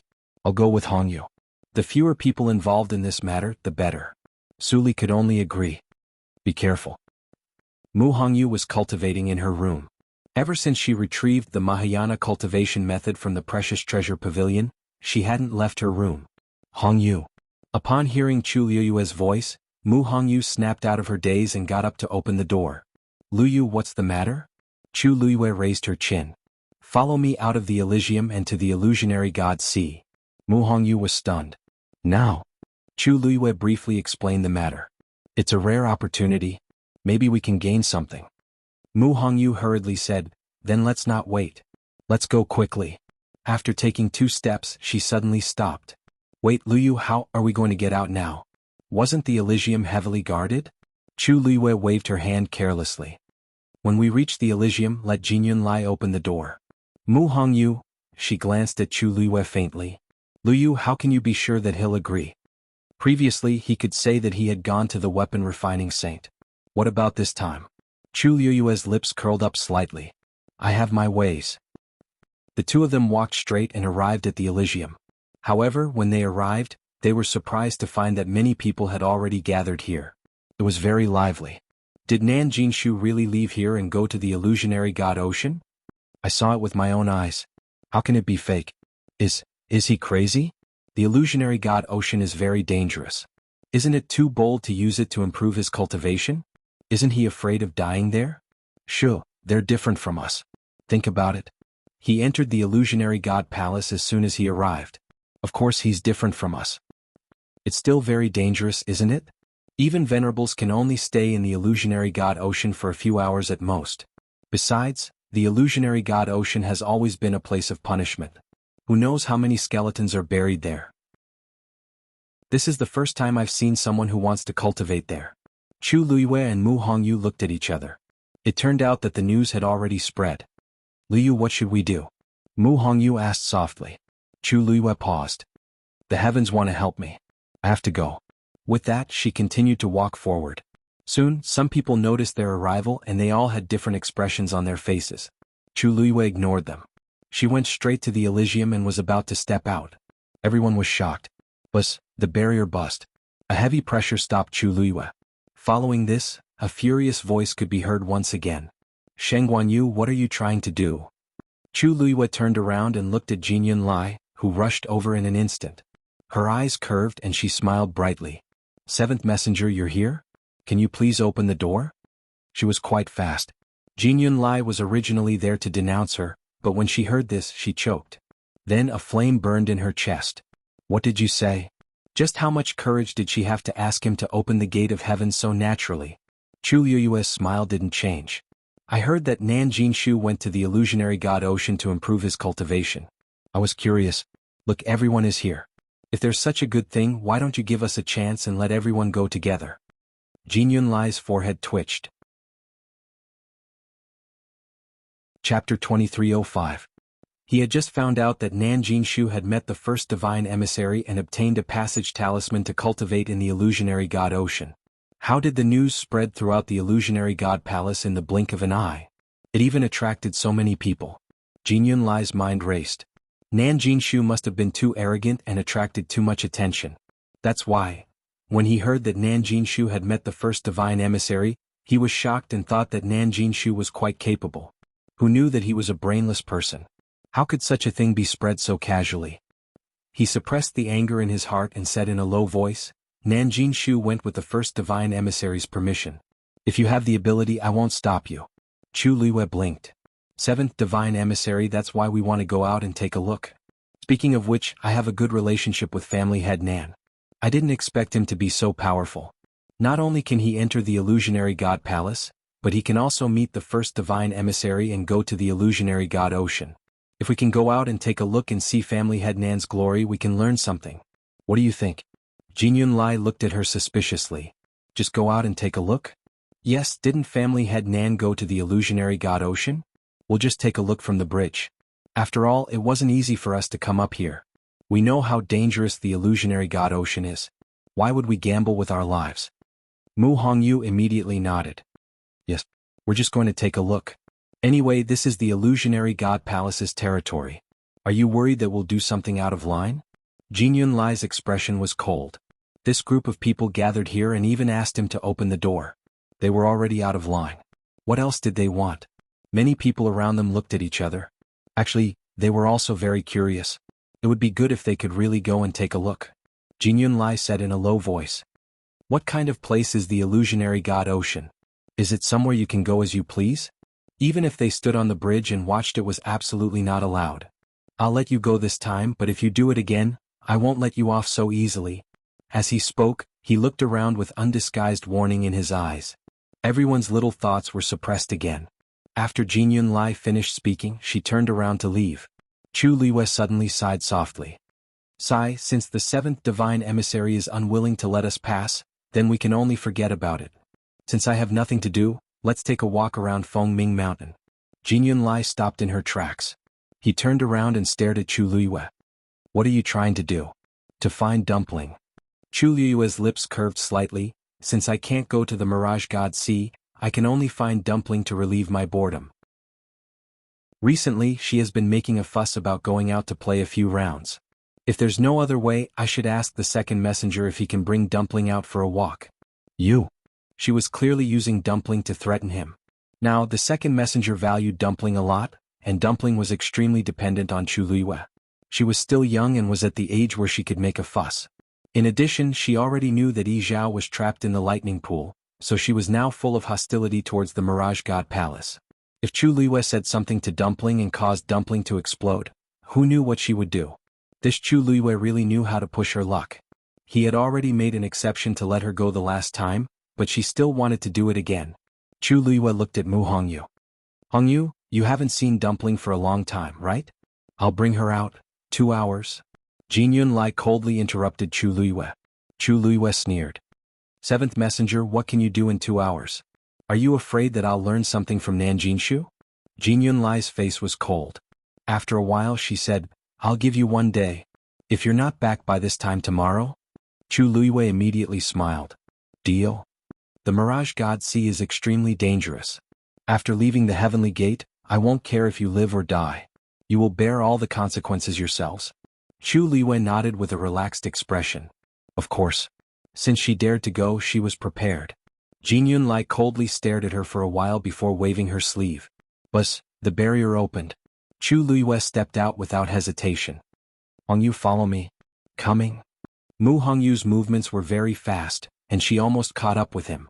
The two figures quickly disappeared. Many people looked at each other. After a while, a young man tentatively stepped forward. Jin Yunlai didn't stop him.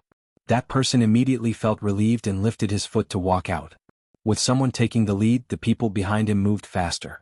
Soon, more than 10 people left the Heavenly Gate. However, not everyone chose to do so. No matter what, the illusionary God Sea is extremely dangerous. What if I really die there if I go out like this? That's true. I think Nanjinshu must have a trump card if he dares to go. I'm afraid we can't compete. Forget it, forget it. The first messenger hasn't come out for many years. She didn't even meet the other messengers. Now that she's meeting Nanjinshu alone, isn't that enough to explain the problem? Anyway, I don't think I'm that capable. I won't join in the fun. Why don't we wait until this time tomorrow and see what Sheng Guanyu and the others have to say? Some people left the Heavenly Gate while others chose to stay. Jin Yunlai snorted coldly, flicked his sleeves and left. She wanted to see how capable Chu Luiyue was. As soon as Jin Yunlai returned to the Mirage God Palace, she went straight in a certain direction. She didn't walk far before she bumped into Xu Jing. Needless to say, she came from the sixth messenger again. Jin Yunlai had been looking for an opportunity to ask her how the sixth messenger was doing. However, now that she saw her, she couldn't be bothered to ask. Xu Jing was also in a hurry. Her eyes were filled with shock. Seventh messenger, I just heard that Nanjinshu went to the Mirage God Sea after meeting the first messenger? Jin Yunlai nodded. Her expression was cold. They've been there for a while.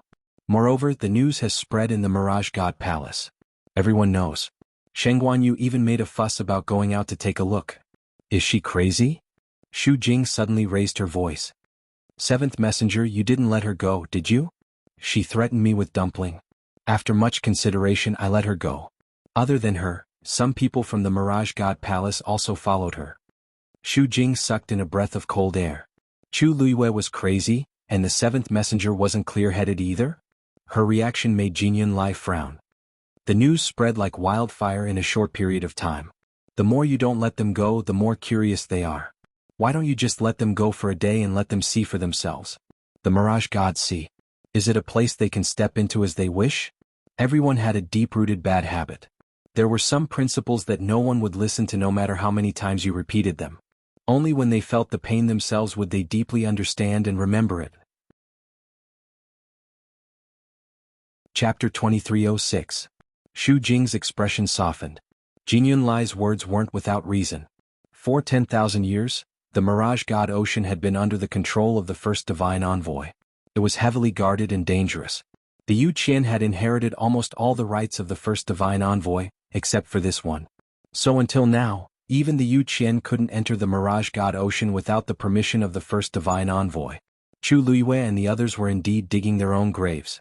Xu Jing thought of something else and frowned. What did Nanjinshu do? Why is the first divine envoy willing to see him? Also, this happened not long ago. How did everyone know about it? Jin Yunlai shook her head and continued walking. I don't know. So, I plan to ask the first divine envoy again. Shu Jing hurriedly said, I'll go too. When the two of them arrived, they saw two people walking out of the door. They were two young men who looked to be in their mid-20s. One was handsome and the other was delicate. Both of them had extraordinary temperaments. Jin Yunlai and Shu Jing were shocked when they saw them. Jiulong Shiyan Yu, these two were the 9th and 10th divine envoys. They were both cultivating in seclusion. Why did they suddenly come here? And it seemed like they had just met the first divine envoy. Jiulong and Shiyan looked over and greeted them. Greetings, 7th and 8th divine envoys. Jin Yunlai glanced at the two of them. Have you met the first divine envoy? The two of them nodded. The first divine envoy ordered us to go to the god-slaying tomb in the divine ruins world immediately. We are about to leave. The first divine envoy gave the order personally? Shu Jing couldn't believe it. One had to know that that person hadn't cared about the illusory god palace for many years. This was too sudden. Jin Yunlai suddenly realized something. Could it be because of Nanjinshu? Sure enough, Shiyan immediately explained, rumor has it that the third score is most likely there, so the first oracle sent the two of us to look for it together. Jin Yunlai and Shu Jing were both shocked. Then they finally understood.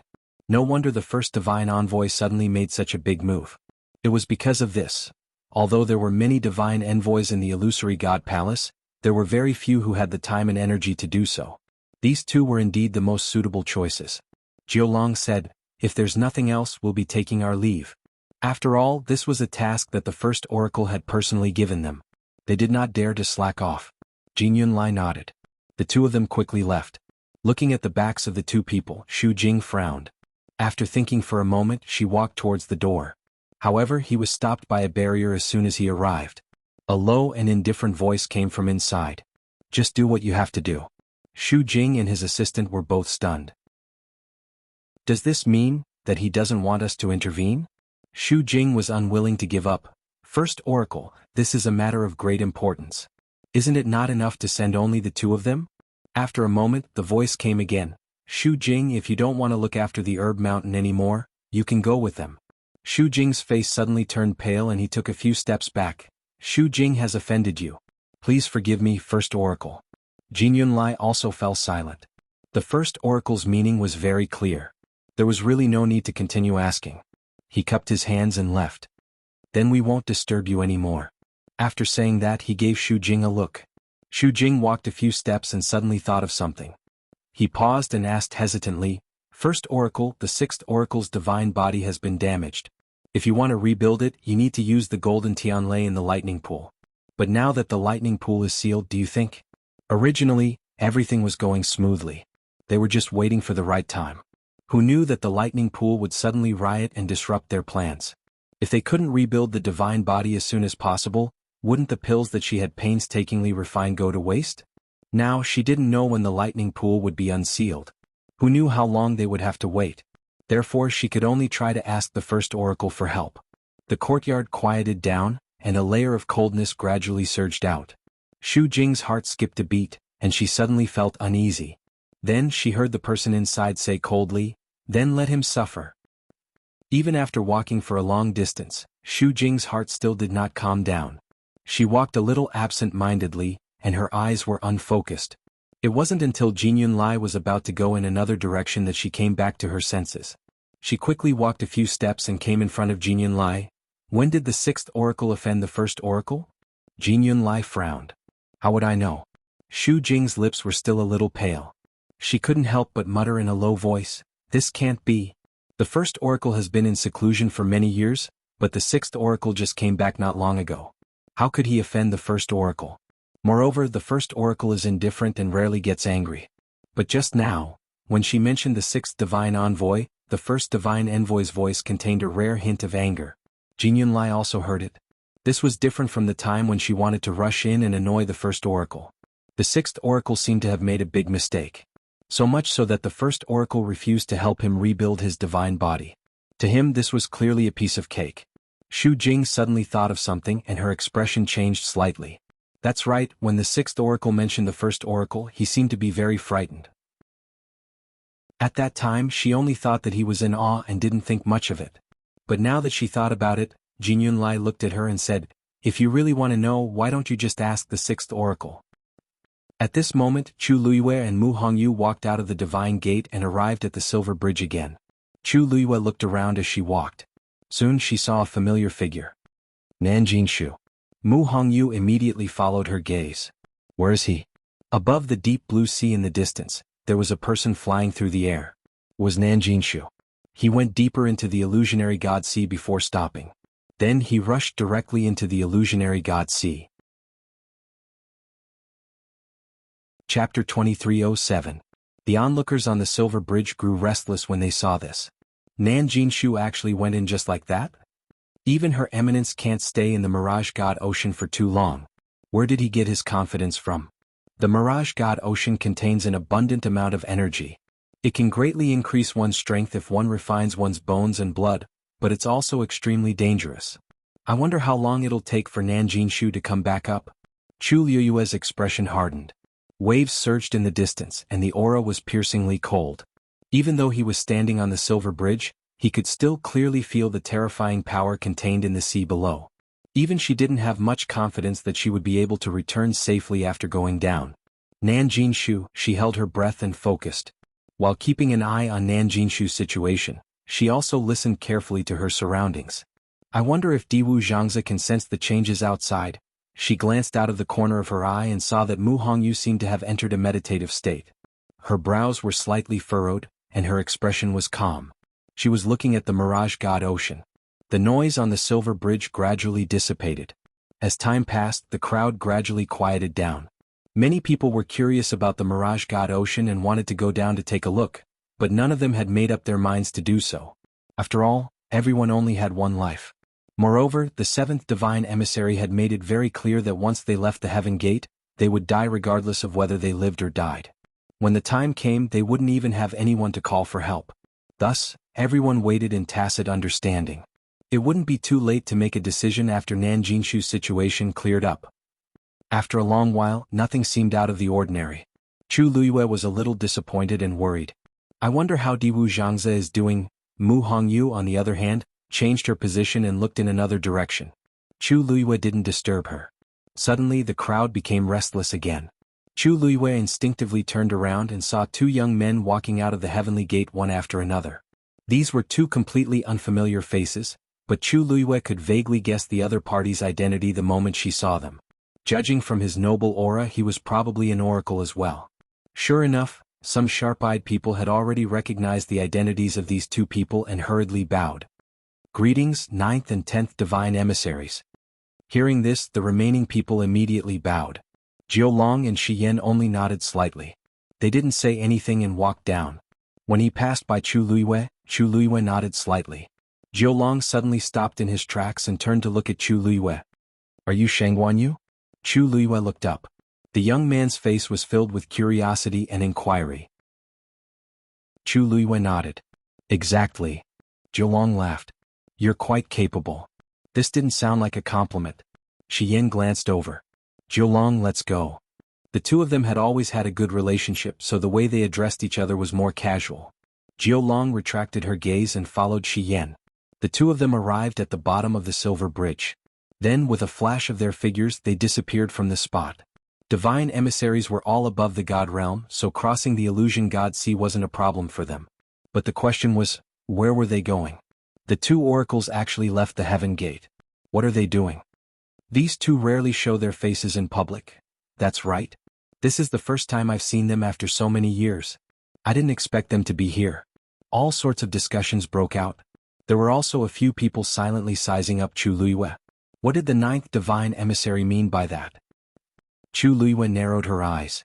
In truth, she had caused a lot of trouble in the illusion god palace recently, so it was normal for the oracles to be curious about her. What she wanted to know more was why these two had gone to the divine ruins world. For two oracles to be dispatched at the same time, it must be no small matter. After thinking for a while, she couldn't find any clues, so she temporarily suppressed this thought. Master Yu Jiao and Shi Yan went out. I think it has something to do with Nanjinshu. In the room, Rong Xiu sat behind the table, reading a book in his hand. Hearing Yin Qing's words, he replied with a and flipped a page of the book. Other than that, there was no other reaction. Yan Qing hesitated for a moment and asked, "Why don't I go and find out where they went?" Rong Xiu's thin lips curved. "No need to ask. They went to the god-slaying mound." God-slaying mound? Yan Qing was shocked. Why are they going to the god-slaying mound at this time? For the last zither score, of course. Other than that, what else could make the illusion god palace do such a big thing? Yan Qing frowned. That zither score is also very important to Madam. If they find it first, they won't find it. Rong Xiu laughed, put down the book and looked out the window. It will belong to whoever it belongs to. Yan Qing retreated from the room. He was a little worried at first, but judging from his master's reaction, it seemed that he didn't care too much about it. Wind element pill. 1 Platycladus orientalis, 3 Huai Mingzi, 1 golden sand vine. Little Hachi's lazy voice came. Yan Qing looked up and saw Little Hachi and Jian Fengqi sitting face to face in the yard. Jian Fengqi was holding a book in his hand, and there was a pile of herbs on the stone table in front of him. Listening to Little Hachi lazily reciting the prescription of the wind element pill, Jian Fengqi's eyes twitched. "You really know everything on this list." Little Hachi chuckled and picked a Jinling fruit.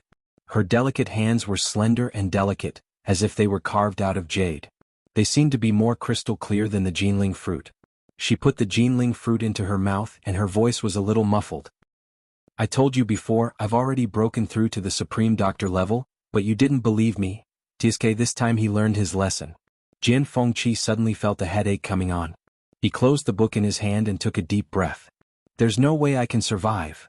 Ever since he was deeply hurt by Chu Luiyue, Jian Fengqi silently prepared to work hard, vowing to win back his pride. Thinking that Little Hachi was also a celestial physician, he wanted to compare notes with her. However, Little Hachi rejected him, and the reason was very simple: he was not qualified. With Jian Fengqi's temper, how could he stand this? He immediately asked for a test. However, Little Hachi directly handed over a prescription. Although he hadn't broken through, he could see that the pills on the list were all at the Supreme Doctor level. Then, Little Hachi really did recite it backwards. "Young Master Jian, don't talk about Master, even if you compare yourself to me, you're still a little brother." Jian Fengqi put down the book and stood up angrily. Little Hachi smiled and waved her hand generously. "This book is for you, no need to thank me." Jian Fengqi turned around, picked up the book and left angrily. Chapter 2308. "Tisk, it's been so many years. Haven't you suffered enough blows yet?" Little Hachi smiled leisurely. "Your courage is commendable." Jian Fengqi staggered and walked even faster. After a while, his figure disappeared outside the door. Well, it was obvious that he had gone to the Herb Mountain. Little Hachi was in a good mood after dealing a blow to the proud young Master Jian in all aspects. She glanced around and saw Yan Qing. She smiled and said, "Oh, Lord Yan Qing, where are you going?" Her greeting was just a casual greeting. Who would have thought that Yan Qing would take a step forward and walk over to her? When he was 3 steps away from Little 8, he stopped and stood still. His figure was thin and tall. With Little 8 sitting on him and standing on him, he appeared even more oppressive. "Jian Fengqi is 27 years old this year. If I remember correctly, he should be older than you, right?" Little Hachi was stunned. She was still chewing on the Jinling fruit. When she came to her senses, her eyes curved and she burst out laughing. "Lord Yan Qing, I was just joking. You don't have to take it seriously." Yan Qing pursed his lips slightly. Little Hachi blinked her beautiful eyes. She stood up and moved closer. The distance between the two of them was instantly shortened. "Lord Yan Qing." Little Hachi's cheeks were still puffed up. When she opened her mouth, a sweet fruity fragrance spread out. It was the taste of the Jinling fruit in her mouth. Yan Qing's eyes landed on her moist and plump red lips for a moment. Then he quietly looked away. Little Hachi did not notice. She smiled and said, "You don't seem very happy." Yan Qing's voice was cold. "I've always been like this. I'm not happy or unhappy." Little Hachi snorted in her heart. Everyone had 7 emotions and 6 desires. This Lord Yan Qing seemed to be an exception. She turned around and smiled, the smoke swirling around her.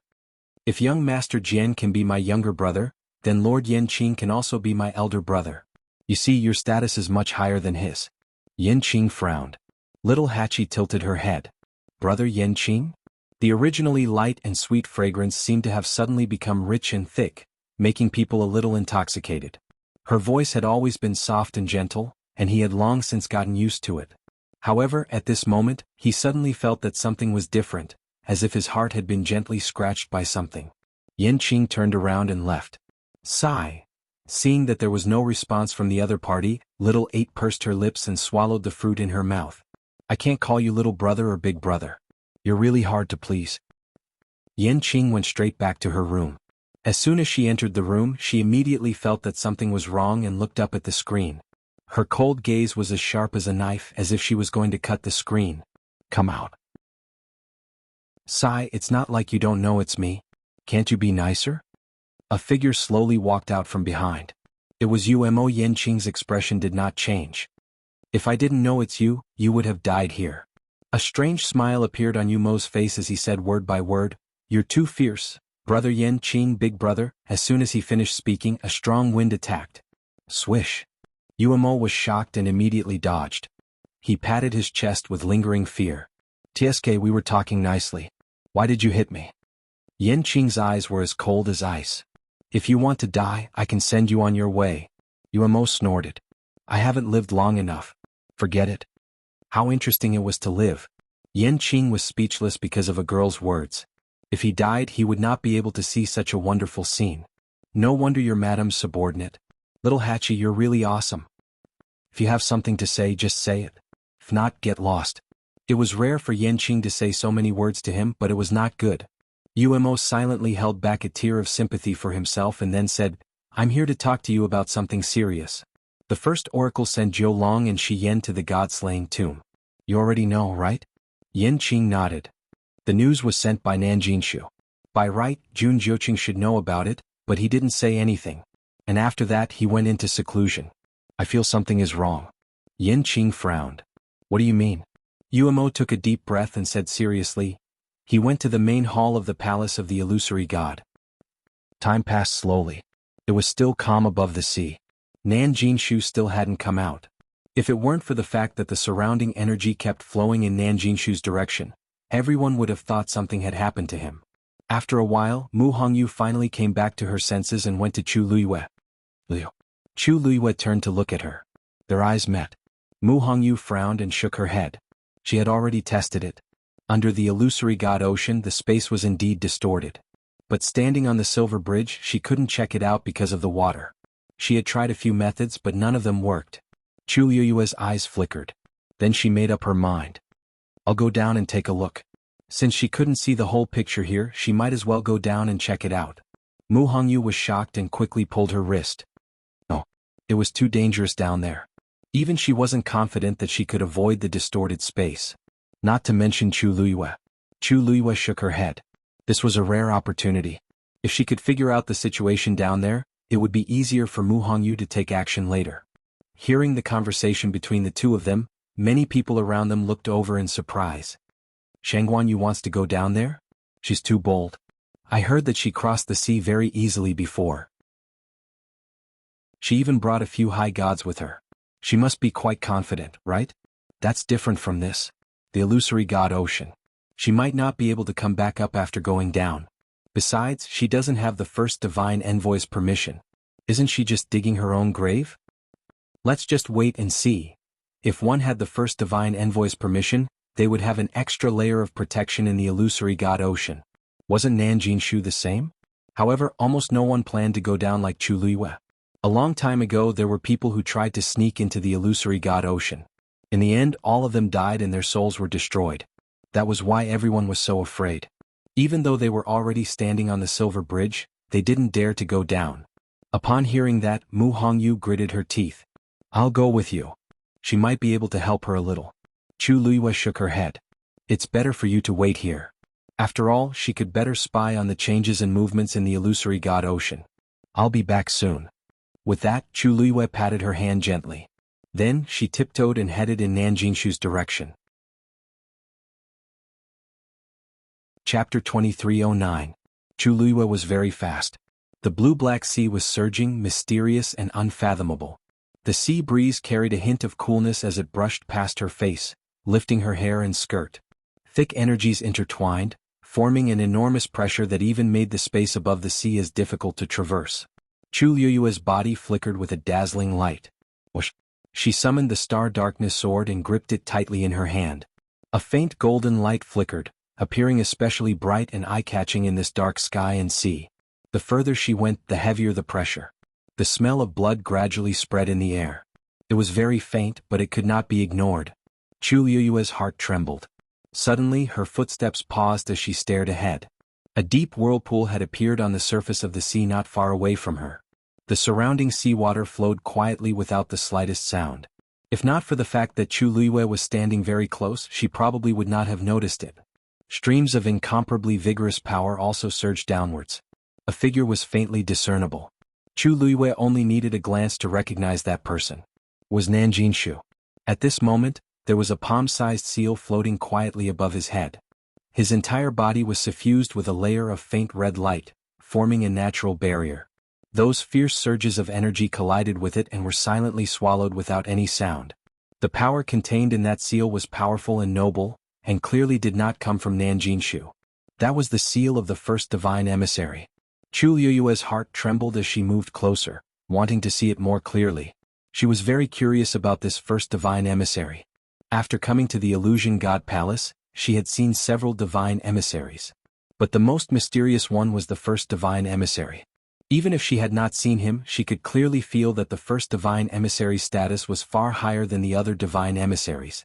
Even the second divine emissary Yu Qian was the same. Moreover, he was in charge of the Illusion God Ocean.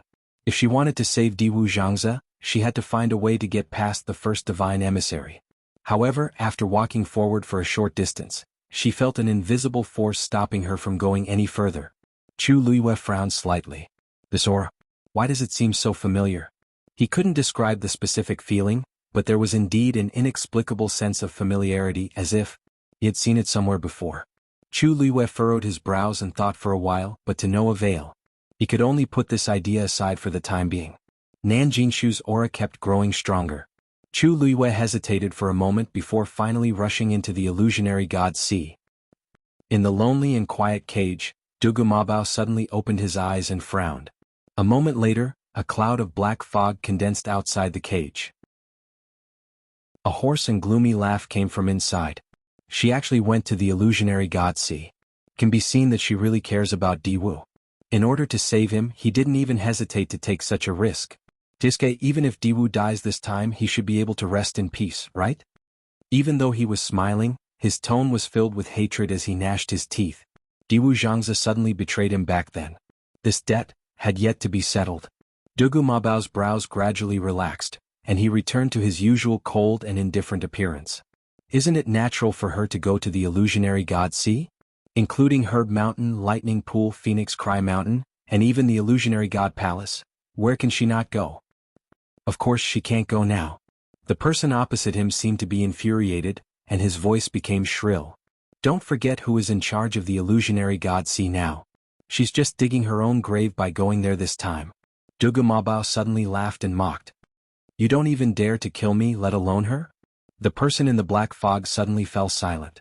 After a long while. You're right. I won't take any of your lives now. However, if you think that I can't do anything to you, you're too naive. When Lan Shao reconstructed his divine body, he swallowed a total of 5 golden tianlei, right? Dugu Mabao's heart suddenly sank. Then he heard the voice say again. The 6th divine envoy needs to reconstruct his divine body now, but unfortunately the lightning pool has been sealed, so it's been delayed. Although I can't kill Lan Shao, it's easy for me to take the power of the tianlei in his body. What? Chu Liyue rushed into the sea. In an instant, a bone-chilling coldness surrounded him from all directions. It was as if dense steel needles were stabbing him endlessly. It was as if they wanted to pierce through his flesh and bones. Chu Liyue waved her hand lightly, and a beautiful transparent barrier surrounded her. With this barrier's protection, the bone-chilling coldness lessened significantly. She looked forward. She could see Nanjinshu's figure more clearly here. The vortex continued to suck in the surrounding energy, and in the end all of it poured into his head from the top of his head. He closed his eyes, clenched his fists, and frowned. He seemed to be in pain. The power of the seawater was enough to kill a high god on the spot. That was why even Her Eminence had to go through a lot of torture here. This was the result of him being protected by the seal. If Nanjinshu came here himself, he wouldn't be any better than those high gods. A thin ray of light suddenly appeared in front of Chu Liyue. The sea water surged and the ray of light drifted over with the waves. Chu Luiyue suddenly felt a deep sense of unease. She turned around and went to the side. The thread-like light floated past her feet. An extremely thin black spatial crack appeared. Chu Luiyue's pupils contracted. Chapter 23:10. This was no ordinary stream of light. It was the squeezing force produced when different spaces intersected. Chu Luiyue held her breath, her temples throbbing. If she had not dodged in time she would have. She looked down and saw that stream of light quickly dissipate. However, in the depths of this sea, there were similar streams of light that were faintly discernible. Mu Hongyu had said before that under the illusory God Sea, countless spatial forces intersected, and it was extremely dangerous. Now it seemed that she was right. If Diwu Zhangze was really trapped down here, Chu Luiyue gritted her teeth. Diwu Zhangze did not have a divine body, and did not have an advantage to begin with. If he went through so much torture, the mastermind purposely separated Diwu Zhangze and Dugu Mabao, and locked him up here alone. What? At this moment she suddenly felt a chill on her back. Her heart skipped a beat. Without thinking, she immediately turned around and swung her sword. Piercingly cold sword chi flew out. There was the faint sound of something being cut apart. A slender stream of light was instantly cut into two. Chu Luiyue exhaled softly. Then she suddenly thought of something and looked at Nanjin Shu again. He was firmly protected by that sigil. Those strange streams of light all avoided him and could not hurt him at all. No wonder. The first divine envoy sigil was indeed interesting. Chu Luiyue had a thought and dove down. The further down she went, the more streams of light there were. They were like seaweed, drifting freely on the bottom of the sea, but they carried fatal lethality. Gradually, when they brushed past Chu Luiyue, she would feel a slight pain. Her divine body was almost unable to withstand the spatial power here. Chu Luiyue knew this very well. However, she did not stop. She did not even slow down. She held her sword in her hand, and as if she was cutting through brambles, she cut and dispersed all of them. After an unknown period of time, a ball of light finally appeared in her sight. All of the streams of light flew out from this place.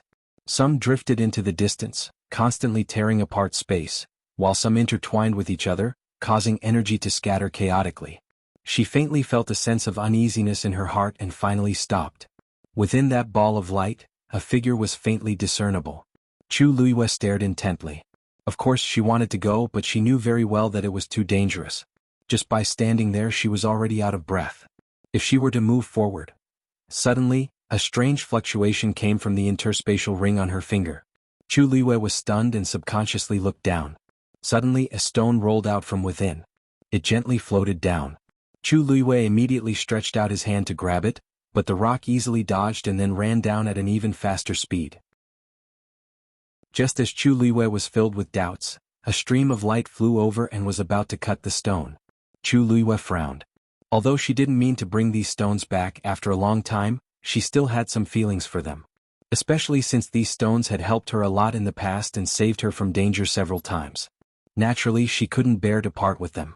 Just as she was about to make a move, a scene suddenly happened in front of her, causing her to pause. She saw that the stone suddenly emitted a warm orange light. That was the god domain inside. This god domain completely enveloped the stone. Then that silver thread-like stream of light flew over and automatically wrapped around the stone, merging into the god domain. Chu Luiyue was shocked and almost suspected that she had seen wrongly. She closed her eyes and looked again. The scene in front of her had not changed at all. The stone floated silently in the air, easily neutralizing the ferocious energy contained in the streak of light. At first glance it looked like a thin thread tied to the stone. Since the stone did not move, the thread could only float gently on the spot. Chu Luiyue blinked. Is this stabilizing that small space? Just as she was filled with shock, a second stone rolled out of the universe ring. Just like the previous one, this one ran to another location. After wrapping around a stream of light, it stayed there quietly. Chu Luiyue almost immediately felt that the chaotic and heavy pressure around her had lessened a little. Although it was very subtle, it was indeed there. Just as she was stunned, more and more stones ran out and spread out in all directions. At this moment, Mu Hongyu was standing on the silver bridge and waiting anxiously. She stared in the direction where Chu Luiyue had disappeared. Her hands were clasped together, and her heart was hanging high. Luiyue had already gone down for a while. Why was there no movement at all? Gradually, all kinds of discussions could be heard around her. It's been so long, but Shangguan Yu still hasn't returned. Could something have happened to her? I don't think so. I heard that she has a few trump cards on her. Other things aside, she should have no problem staying alive. That's hard to say. It's risky to enter the Mirage God Ocean without the first divine envoy's permission. Mu Hongyu frowned. At this moment she was suddenly shocked. She looked at the sea in the distance, and a trace of disbelief flashed across her eyes. The countless intersecting spaces under the sea seemed to be gradually stabilizing. She took a few steps forward, not daring to breathe too loudly, afraid that she was mistaken. However, everything was proceeding in an orderly manner. The scene in her mind was gradually becoming clearer. Nanjing Shu soon noticed that something was wrong. That was because the energy flowing into his body was gradually decreasing. At a certain moment he finally opened his eyes and looked up. The vortex had shrunk a lot compared to before. Naturally, the energy contained in it could not be compared to before. How could this be? Nanjing Shu frowned. The energy in the Mirage God Ocean was endless. He was just taking a drop in the ocean to increase his cultivation base. Why was this not working? Soon he realized that the reason for this was that the energy around him seemed to have dispersed a lot compared to before. Many of them were moving toward the depths of the sea. He took the opportunity to look down. It was fine if he did not look, but when he did, he was immediately horrified. In the depths of the dark sea, balls of light were quietly flickering. They were very close to each other. At a glance, they looked like a pile of gorgeous lights. However, he soon realized that this was not the case. That was because those balls of light were emitting a unique pressure.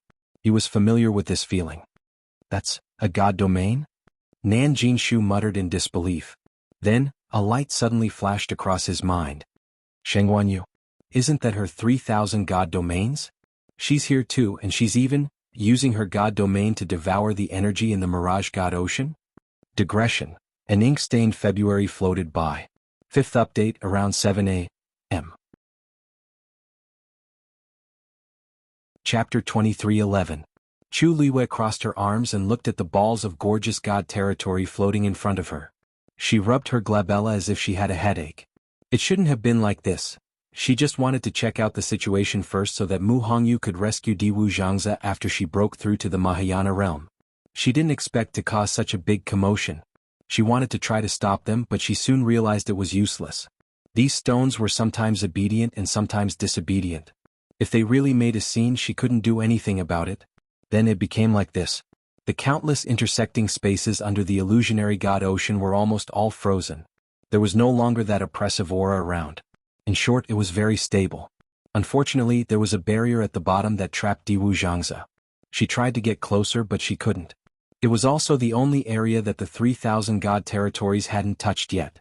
As for the other places around, Chu Liwei could even feel the slightest ripple in her surroundings. Shengguanyu?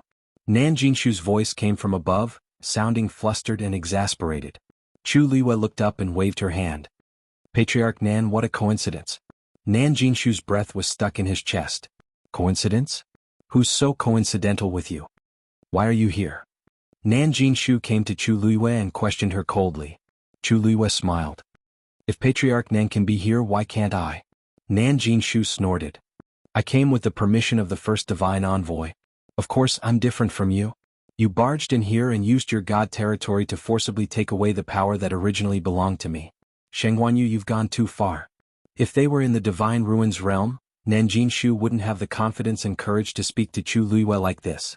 After all, the entire Nan family was almost destroyed by Chu Liwei. He was deeply afraid and traumatized by her. But this was the illusionary god ocean. How could someone like her, who didn't have a bloodline totem, be compared to him? Nanjing Shu's plan had been going well, and everything had been going smoothly. Of course, he was upset that someone had interrupted him halfway. Therefore he spoke very harshly. Chu Liwei raised her brows slightly, and her gaze quickly swept past the seal in his hands before she smiled lightly. Nan family head, I really didn't mean it. How could I have thought that, Nan family head? You actually couldn't even snatch a pile of stones. Nanjing Shu choked and almost spat out a mouthful of blood. How is this a pile of rocks? These were clearly deity domains. Furthermore, these divine territories were all under her control. How could she possibly escape responsibility? Chu Liwei turned around and waved at a rock not far away.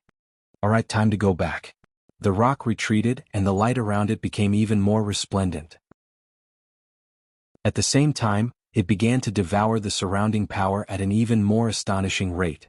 Chu Luiyue sighed and shrugged at Nan Jinshu. Nan family head, you saw it too. They really didn't listen to me. If she had a choice, she wouldn't have made such a big deal out of it.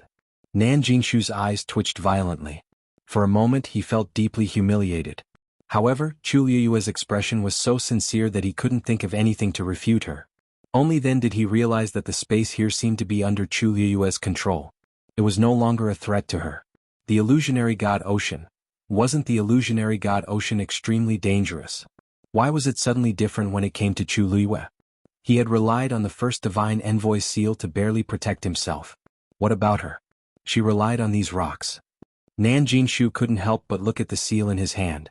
He suddenly felt that all his previous plans were a joke. As long as Chu Luiyue was here, he wouldn't be able to continue cultivating. He gritted his teeth and said, "The first divine envoy will know. The first divine envoy will definitely find out what you've done. Let's see how you explain yourself then." Chu Luiyue nodded in agreement. "That's great. I'd like to meet him too." Nan Jinshu's chest tightened. He felt that if he continued talking to Chu Luiyue, he would die of anger first. Nan Jinshu turned to leave when he realized that he couldn't get an explanation. He wanted to see how the first divine envoy would punish her. "Wait." Chu Luiyue suddenly called out to him. "Nan family head, there's something I don't understand. Can you explain it to me?" Nan Jinshu said impatiently without turning his head. "Go ahead and find out what you want to know. You're very capable anyway, aren't you?" But the next moment, Chu Luiyue's figure moved, and she appeared in front of him, blocking his path. "Nan family head, why are you in such a hurry to leave? It doesn't matter if you leave earlier or later. It won't affect your cultivation too much," Chu Luiyue said with a smile. Nan Jinshu's lips moved, but when he saw the Star Spectre sword appear in her hand, he swallowed his words and changed the topic. "What do you want to know?" Chu Luiyue's lips curled up. "It's not a big deal. I'm just curious, where did you get this seal?" Nan Jinshu was stunned. He said coldly, "The first divine envoy gave it to me personally, of course." "That's right. Why would he give it to you?" Chu Luiyue nodded and took another step forward. "The divine envoys have asked to meet him many times, but the first divine envoy has refused to meet him. However, Nan family head, you're very capable. Not only did you meet him, you even got this seal. I've been curious about this. Please tell me more about it." Nan Jinshu's eyes widened. "What did you say? Shengguanyu, what are you dreaming about? Why should I tell you?" This was the biggest secret of the Nan family and Family E. It also involved the palace of the illusory god. How could he tell Chu Luiyue? Chu Luiyue smiled kindly. "I'm just a little curious. Why won't you tell me?" Nan Jinshu ignored her and was about to leave. Whoosh! A piercingly cold sword chi pierced over, brushing past the top of his head. Nan Jinshu's movements suddenly froze as a chill ran down his spine. At this moment, he clearly realized that it was extremely easy for Chu Luiyue to kill him if she wanted to. "Shengguanyu, don't you dare." Swoosh! A cold blade was pressed against his neck. Chu Luiyue chuckled. "Do you think I'd dare?" Nan Jinshu's body tensed. He swallowed hard and sneered. "It's good that you know. It's related to you anyway." Chu Luiyue was stunned. Then she heard Nan Jinshu say word by word. "You have the first two pieces of music scores. You're quite capable. Unfortunately, you won't get the last one no matter what." Chu Luiyue was shocked. Nan Jinshu knew where the third piece of music score was. "Where is the third one?" she asked coldly. Before Nan Jinshu could speak, the seal in his hand suddenly shone brightly. Chapter 23:12. A scarlet light flew out and enveloped Nan Jinshu. A terrifying pressure descended upon him, encircling his entire body and forming a barrier. Clang! A wave of energy repelled Chu Luiyue's Star Darkness sword. Chu Luiyue was shocked and quickly retreated. However, the Star Darkness sword couldn't completely avoid the attack. The sword trembled, almost numbing Chu Luiyue's hand. Did the first divine emissary attack? Chu Luiyue frowned. He suppressed the surging aura in his chest and looked at Nan Jinshu. Nan Jinshu was overjoyed. First divine emissary. The seal flew out of his hand and floated in the air. An endless amount of pressure and power spread out from it. Chu Luiyue narrowed his eyes. The seal contained the first divine emissary's aura. No wonder Nan Jinshu was so confident. First divine emissary. Did you see that? The Shengguanyu is extremely bold. Not only did she barge into the illusionary god sea, but she also turned this place upside down. She even forced me to tell her the whereabouts of the third zither score. Nanjinshu was excited. He felt like he had found a savior and hurriedly told him everything that Chu Liwei had done. She's so bold and arrogant. She doesn't care about you at all. She doesn't respect the illusionary god palace at all. First divine emissary, you must punish her severely as a warning to others. Nanjinshu couldn't be blamed for being so angry. After all, a sword was pressed against his neck just a moment ago. His life was hanging by a thread. Now that he finally had a chance to counterattack, he naturally wouldn't let it go. He wanted nothing more than to ask the first divine emissary to kill Chu Liwei personally. However, in the next moment, a cold and deep voice rang out from the talisman, causing Nanjinshu to be stunned. Nanjinshu, what did you say to her just now? Every word was cold and deep, like an interrogation. His tone was filled with undisguised anger. Nanjinshu was stunned. What did he say just now? No, he told Chu Liwei about the third score. His entire body was covered in cold sweat. First messenger, I didn't do it on purpose. Shengguan Yu has been forcing me? This matter was extremely confidential, which was why the first divine emissary was willing to meet him and gave him the qualifications to cultivate in the illusionary god sea. If it was any other day, Nanjinshu wouldn't have mentioned it so casually. But just now, Chu Liu's sword was on his neck. He was angry and scared. In a moment of impulse, he actually blurted it out. He didn't expect the first oracle to know about it. Chu Liu narrowed his eyes when he heard the voice. This voice was very unfamiliar, but the tone, it was strangely familiar. He felt like he had heard it somewhere before. Nanjinshu Sheng was afraid that he would be punished. He quickly shifted the blame to Chu Liu. First divine emissary, if she hadn't forced me, I wouldn't have said these things. Furthermore, the first two pieces of music are indeed with her. She had broken so many taboos. Just this alone should be enough to punish her, right? However, the first divine emissary didn't seem to listen to Nanjinshu. Both of you, leave the illusionary god sea immediately. From now on, you are not allowed to come back. Nanjinshu was stunned. First divine emissary, what do you mean? He didn't mind. He had made a mistake and should be punished. But, what about Chu Liu? First divine emissary, she. Before he could finish his sentence, the first divine emissary's voice came from the talisman again. Nanjinshu, do you have any objections? His voice was very soft, but it made Nanjinshu shiver. He hurriedly said, I wouldn't dare. No matter how unhappy he was with this result, he knew that he couldn't show it. Wasn't going against the first divine emissary suicidal? No matter how much Nanjinshu hated Chu Liu and how much he wanted her to die here, he still had a brain. The first divine emissary clearly didn't intend to kill her. Other than chasing her out of the illusionary god sea, there wasn't any other punishment. Perhaps it was because he was afraid of the two scores? After all, the talisman had already recognized her as its master. It wasn't feasible to take it by force. Nanjinshu thought about it and felt that this was the only answer. He suppressed the surging emotions in his heart and cupped his fists. Jinshu will leave now. After that, he gave Chu Liu a deep look before heading up to the sea. However, the talisman didn't leave with him. It just hung there quietly. It was only a few steps away from Chu Liu.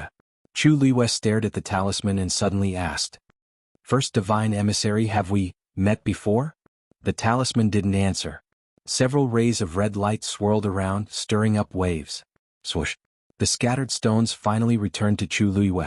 Chu Liu had a thought and put them all back into her universe ring. Then the talisman quietly dissipated. It transformed into a crimson light that covered everything below. Chu Liu's eyes narrowed. This red light was exactly the same as the Red Moon Desert. She clenched her fists and finally turned to leave. What? The sound of water splashing attracted the attention of the people on the silver bridge. Countless pairs of eyes immediately gathered in that direction. They saw a figure rushing out of the water and heading in their direction. Nanjinshu. Why is he the one coming out? Isn't he supposed to cultivate in the illusionary god sea? It hasn't even been a day. Is it over? His expression doesn't look right.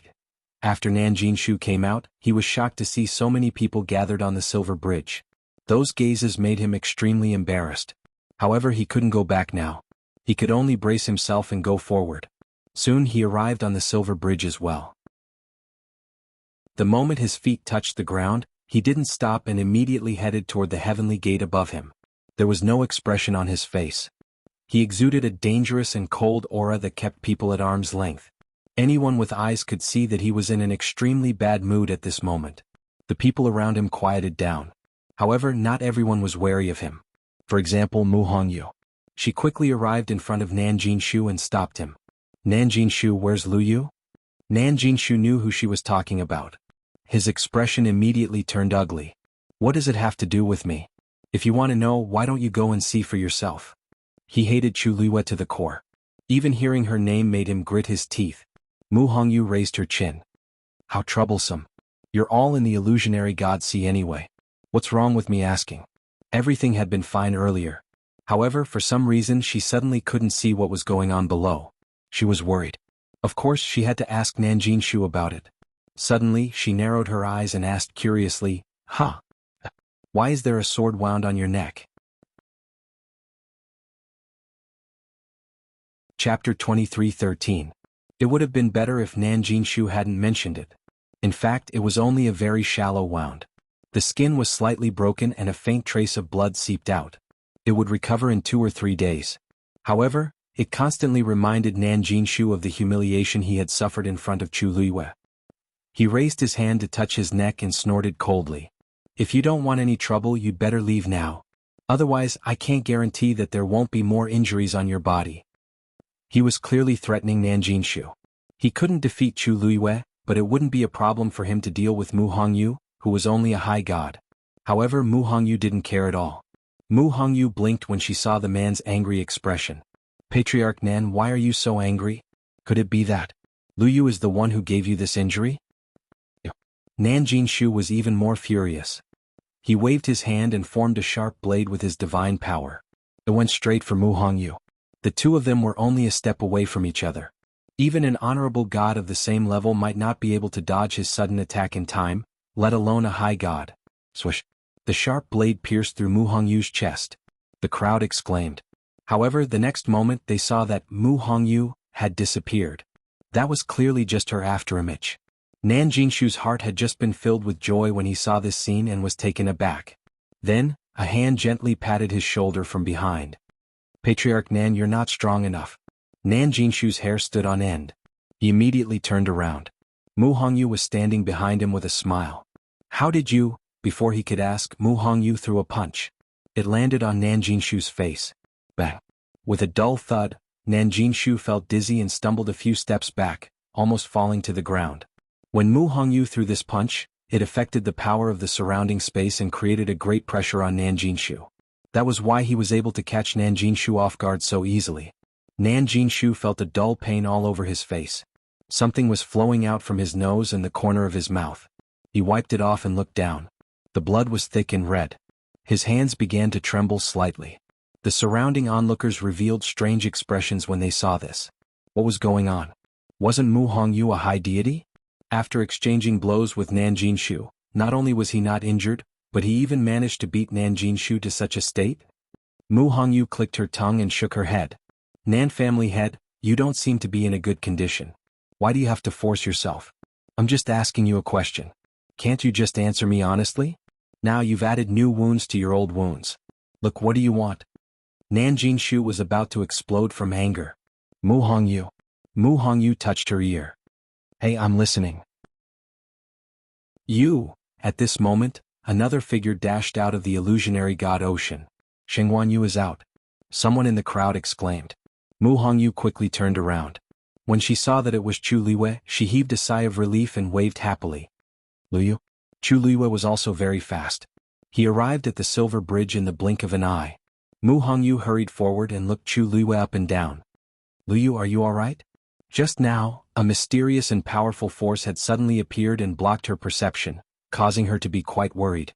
When she saw that Nan Jinshu had returned first and was injured, she was even more worried about what had happened below. Chu Luiyue smiled. "I'm fine." Mu Hongyu heaved a sigh of relief after confirming that she was really not injured. That's good, that's good." Chu Luiyue looked up and saw Nan Jinshu covering his nose with blood all over his face. He raised his eyebrows in surprise. What happened to the Nan family master? He had only arrived a little earlier than her. Why was he injured again? Mu Hongyu coughed. "I asked him about your situation just now.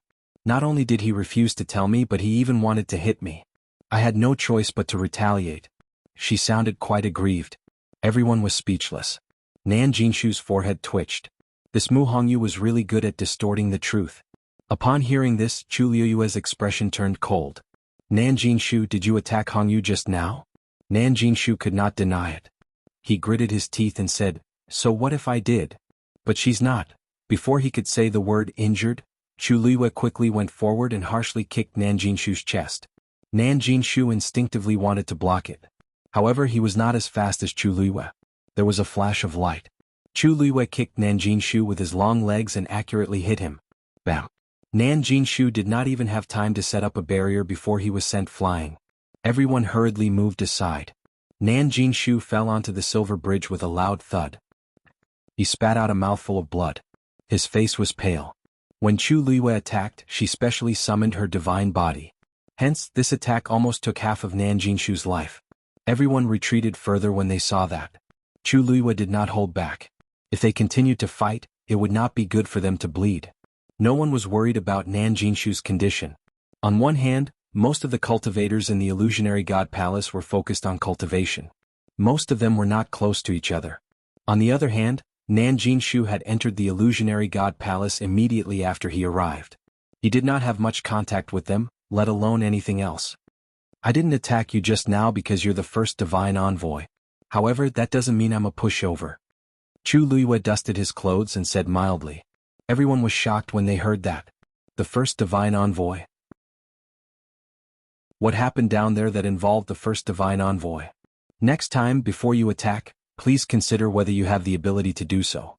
Otherwise, if you fail and get beaten up, where will you hide your face in the future? Nan Jinshu was so angry that he could not speak. He spat out a few more mouthfuls of blood. He was already weaker than Chu Liyue. Now that he was beaten up by Chu Liyue and Mu Hongyu, he was even more miserable. Many people looked at each other and secretly exchanged glances. Chu Liyue's words were really interesting. Nan Jinshu had entered the illusionary god palace immediately, met the first divine envoy, and obtained permission to cultivate in the illusionary god ocean. Everyone thought that the first divine envoy would take good care of him. However, why did Chu Liyue not seem to be worried about causing trouble for himself after beating up Nan Jinshu? Chapter 23:14. Chu Liyue then turned to Mu Hongyu.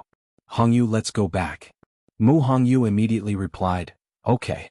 Then the two of them really went straight to the divine gate. Mu Hongyu even wrinkled her nose at Nan Jinshu when they walked past him. So that's all there is to a supreme god powerhouse. Although she was only a supreme god now, she had broken through to the initial realization realm. Her combat power was on par with a supreme god powerhouse. Nan Jinshu choked. His vision turned black and he almost fainted from anger. However, the two of them couldn't be bothered with him. They went straight to the divine gate and stepped through it. Their figures quickly disappeared behind the flickering barrier, leaving behind a group of dumbfounded people standing in the same place. They really went back? Just like that? Speaking of which, Shangguan Yu stayed in the illusionary god ocean for a few hours. How did she come out unscathed? That's not all. She even beat Nan Jinshu up. The first messenger is in charge of the illusionary god ocean. Logically speaking, he should know what happened here, right? Why didn't he punish Shangguan Yu? The weird thing is, I thought Nan Jinshu really had the first messenger as his backer. But it seems like that's not the case. If the first messenger really had the intention to support Nan Jinshu, this wouldn't have happened. All sorts of discussions entered Nan Jinshu's ears, making him very frustrated. Of course, he wanted to know why this was happening. Even if he couldn't kill her for the zither score, there were many ways to punish her. But none. Chu Liyue was so presumptuous and had done so many outrageous things in the illusionary god ocean. The first messenger didn't punish her other than ordering her to stay away from the illusionary god ocean. Nan Jinshu couldn't figure it out. That person wasn't easy to talk to. Otherwise, the other messengers wouldn't be so afraid of him. But this time, it was really strange. Nan Jinshu forced himself to stand up. No matter what, he couldn't stay here any longer. He had to return to the illusionary god palace as soon as possible. Chu Liyue and Mu Hongyu crossed the barrier and headed towards their residence. Mu Hongyu looked back and asked curiously, "What's the matter? Liu, did you really leave that wound on Nan Jinshu's neck? You guys actually started fighting under the illusionary god sea?" Chu Liwei pondered for a moment, then said, "Not really. It was just an exchange of pointers, but they didn't fight. To be precise, she had single-handedly attacked Nanjing Shu. Unfortunately, the first oracle had arrived too quickly and did not have time to ask about the whereabouts of the third score. After that, it would probably be difficult for him to ask again. Fortunately, this trip wasn't completely fruitless." Mu Hongyu nodded in understanding. "That's right. Originally, I was watching the illusionary god see very well. In the end, I don't know why, but it suddenly stopped. It was as if something was blocking it." Chu Liwei smiled. "Since the first divine envoy has made his move, it will naturally be difficult for you to investigate." Mu Hongyu's almond-shaped eyes widened. "Did the first divine envoy really go? Why didn't I see him?" "He didn't come in person. The seal that Nanjing Shu brought over contained a trace of the first divine envoy's aura. He came out when he sensed what Nanjing Shu and I were doing." "I see. I knew that the power was very strong." Mu Hongyu finally figured out this problem and understood a lot more. "I've long heard that the first divine envoy is very powerful. It seems like it's true. He only sealed a trace of his aura in the seal, and it was already so powerful that it could easily cover the entire illusionary god sea. It was hard to imagine how powerful he was. That's why I wanted to meet him. Unfortunately, this kind of opportunity is hard to come by." Chu Liwei was not only amazed by the first oracle's power, but she also wanted to know something. She wanted to know if she had any history with the first oracle. At first, she didn't take it to heart, but later that familiar feeling lingered in her heart. The strangest thing was that after Nanjing Shu left, she asked if they had met before, but the first oracle didn't answer. He didn't admit it, but he didn't deny it either. Of course, it was also possible that he didn't care to answer Chu Liwei's question. But for some reason, Chu Liwei didn't think that was very likely. She raised her head and looked into the distance at the towering illusory god palace. She would go in eventually. Nanjing Shu returned to the illusionary god palace in a fluster. He had just returned to his residence when he saw someone waiting for him at the door. He was shocked. "The eighth divine envoy? Why are you here?" Shu Jing smiled. "I'm here to wait for you." As she spoke, she glanced at Nanjing Shu, but she was not surprised at all. In fact, she had already known about what had happened outside 15 minutes ago. Nanjing Shu was instantly embarrassed and lowered her head subconsciously as she was being scrutinized by her. "I wonder why the eighth divine envoy has suddenly come here?" Shu Jing didn't answer his question. Instead, she sighed. "It seems that Sheng Guanyu is more arrogant and despotic than the rumors." Nanjing Shu was furious when he heard this. He let down his guard against Shu Jing. He wiped the blood from the corner of his lips. "She has always been like this. Master Nan, didn't you take the first oracle's seal to the illusionary god Ocean? Why did Sheng Guanyu bully you like this? Is she looking down on you, or does she not care about the first oracle at all?" Shu Jing asked purposely. Offending Nanjing Shu wasn't a big deal, but offending the first oracle was a serious crime. She thought that Nanjing Shu would be furious and would complain to the first divine emissary. However, Nanjing Shu's expression changed several times before he finally said, "Don't worry, Mississippi." Finally he said, "Eighth divine envoy, did you come here just to tell me this?" Shu Jing was stunned. Nanjing Shu's reaction didn't seem right. While she was thinking, Nanjing Shu continued. "The first divine envoy has already made his decision. Naturally, we can only listen to him," said the first divine envoy. Shu Jing's heart skipped a beat. She finally realized that the first oracle already knew about this. But the current situation was his choice. The first oracle didn't punish Chu Liwei? Shu Jing couldn't believe it, but Nanjing Shu didn't want to talk about it anymore. "Eighth oracle, if there's nothing else." "Of course there is." Shu Jing quickly reacted and suppressed the shock and confusion in her heart. "The sixth oracle wants to see Master Nan." Nanjing Shu was stunned. "The sixth oracle? No." Shu Jing nodded and smiled. "Master Nan, please follow me." This didn't give Nanjing Shu the right to refuse. Digression, 6 p.m. Chapter 23:15. At this moment, Chu Liwei and Mu Hongyu returned to their residence. After the two entered the room together, Chu Liwei found a pen and paper and drew the spatial layout under the illusionary god sea for Mu Hongyu. This was actually very difficult. Under the illusionary god sea, countless spaces intertwined and overlapped, and were constantly changing. Even 1/10 of it could not be represented by the drawing on the paper. Fortunately, after the stones rolled out, They each froze a part of the space with the divine realm, which helped Chu Luiyue a lot. In addition, Mu Hongyu stood on the silver bridge and watched for a long time, so she was aware of the situation under the illusionary god sea. Therefore she could understand it. After a while, Chu Luiyue finally stopped writing and handed over the map in her hand. Mu Hongyu took it and glanced at it. She was surprised. "Luyu, how do you know so much?" These were all invisible and intangible. Her control of space was not top-notch, so it was reasonable to say that she could not give such a map. Chu Luiyue was about to speak when she saw Chang Wanzhou come to the door with tea in his hand. She smiled and waved. "Little Zhou, come in." Chang Wanzhou walked in, came to Chu Luiyue's side and poured her tea. It was the familiar taste of ginger tea. Chu Luiyue reached for the cup. The temperature was just right. She took a sip and her lungs instantly warmed up. A unique fragrance with a hint of bitterness gradually diffused. Chu Luiyue narrowed her eyes comfortably, and her bright eyes almost curved into a crescent moon.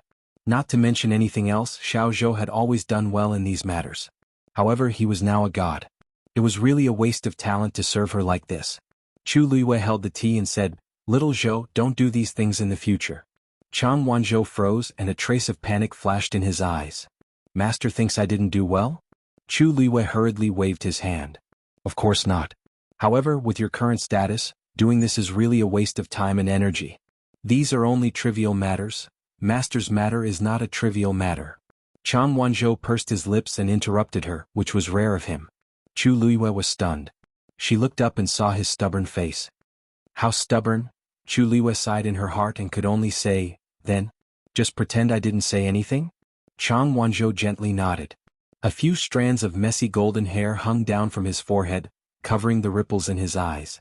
Only his rose petal-like lips, which were slightly raised, revealed some of his emotions. Chu Luiyue helplessly held her forehead and smiled. Forget it. He could do whatever he wanted. Now that he had become a god, he was no longer as easily bullied as before. Chu Luiyue retracted his gaze and looked at Mu Hongyu. "Here's what happened." Then he told Mu Hongyu everything that had happened in the illusory god sea. Mu Hongyu was shocked and couldn't come back to her senses for a long time. So, your stones can suppress the space turbulence in the illusory god sea?" Chu Luiyue shook his head. "Strictly speaking, it's not suppression. At most, it's just temporary. After all, those are the divine realms of the great gods, and their power is limited." She could feel that there was an extremely shocking power in the illusory god sea. It was not something she could resist at the moment. But at that time this power had not erupted. Mu Hongyu was stunned for a while. Suddenly, she remembered something and asked in a low voice. What if it's the gravestone of the great gods?" She knew the origin of the pile of stones. Chu Luiyue had gone to the God-Slayer mound and obtained them from the tombs of the great gods. According to Chu Luiyue, there were not only tombs of the great gods, but also of the great gods. Hearing her say this, Chu Luiyue was also dazed. "I really didn't think about it before. When she went to the God-Slayer mound, her strength was limited, so she only stayed in the tombs of the great gods for a while. As for the area of the great gods, she really didn't go there. Normally, the gravestone of the great gods should contain more power, but no one can guarantee that the situation there will be the same as the great gods' tombs." Chu Luiyue murmured. Back then, these stones had taken the initiative to follow her, but who could be sure that the same thing would happen a second time? The great gods were much more powerful than the great gods. Mu Hongyu wrinkled her nose. What if she could really bring back the gravestone of the great gods, then it wouldn't be a problem for Chu Luiyue to deal with the Mirage God Ocean. Chu Luiyue tapped her hand on the armrest and fell into deep thought. Mu Hongyu's words made sense. After all, she didn't expect these stones to choose to follow her. Maybe she should find some time to go to the God-Slayer mound again? Once she succeeded, her battle prowess would rise to the extreme. Chu Luiyue was tempted. The Palace of the Mirage God. Nan Jinshu followed Xu Jing to the residence of the sixth oracle. As soon as he entered the courtyard, Nan Jinshu smelled a faint, bitter medicinal fragrance. He felt a little strange. The sixth oracle didn't seem to be a celestial physician. Why would there be a medicinal smell here? Xu Jing turned to look at him and said, "The sixth oracle came back recently. The sixth divine emissary has just returned from outside and is currently recuperating. You just have to answer whatever he asks later." Nan Jinshu immediately said, "Yes." Only then did Xu Jing step forward and knock on the door. "Sixth oracle, Patriarch Nan is here." A moment later, a hoarse voice came from inside. Come in. Xu Jing gestured at Nan Jinshu with his chin. Nan Jinshu was startled and pointed at himself. I'll go in alone? Won't the 8th oracle come with me? Xu Jing smiled. The 6th oracle wants to talk to Patriarch Nan in private. I won't disturb you. Nan Jinshu was a little nervous, but he nodded and went in. Xu Jing closed the door. Creak. Nan Jinshu felt inexplicably nervous as he listened. He had been here for a while, and this was the first time an oracle wanted to see him. Nan Jinshu. The voice came from behind the screen.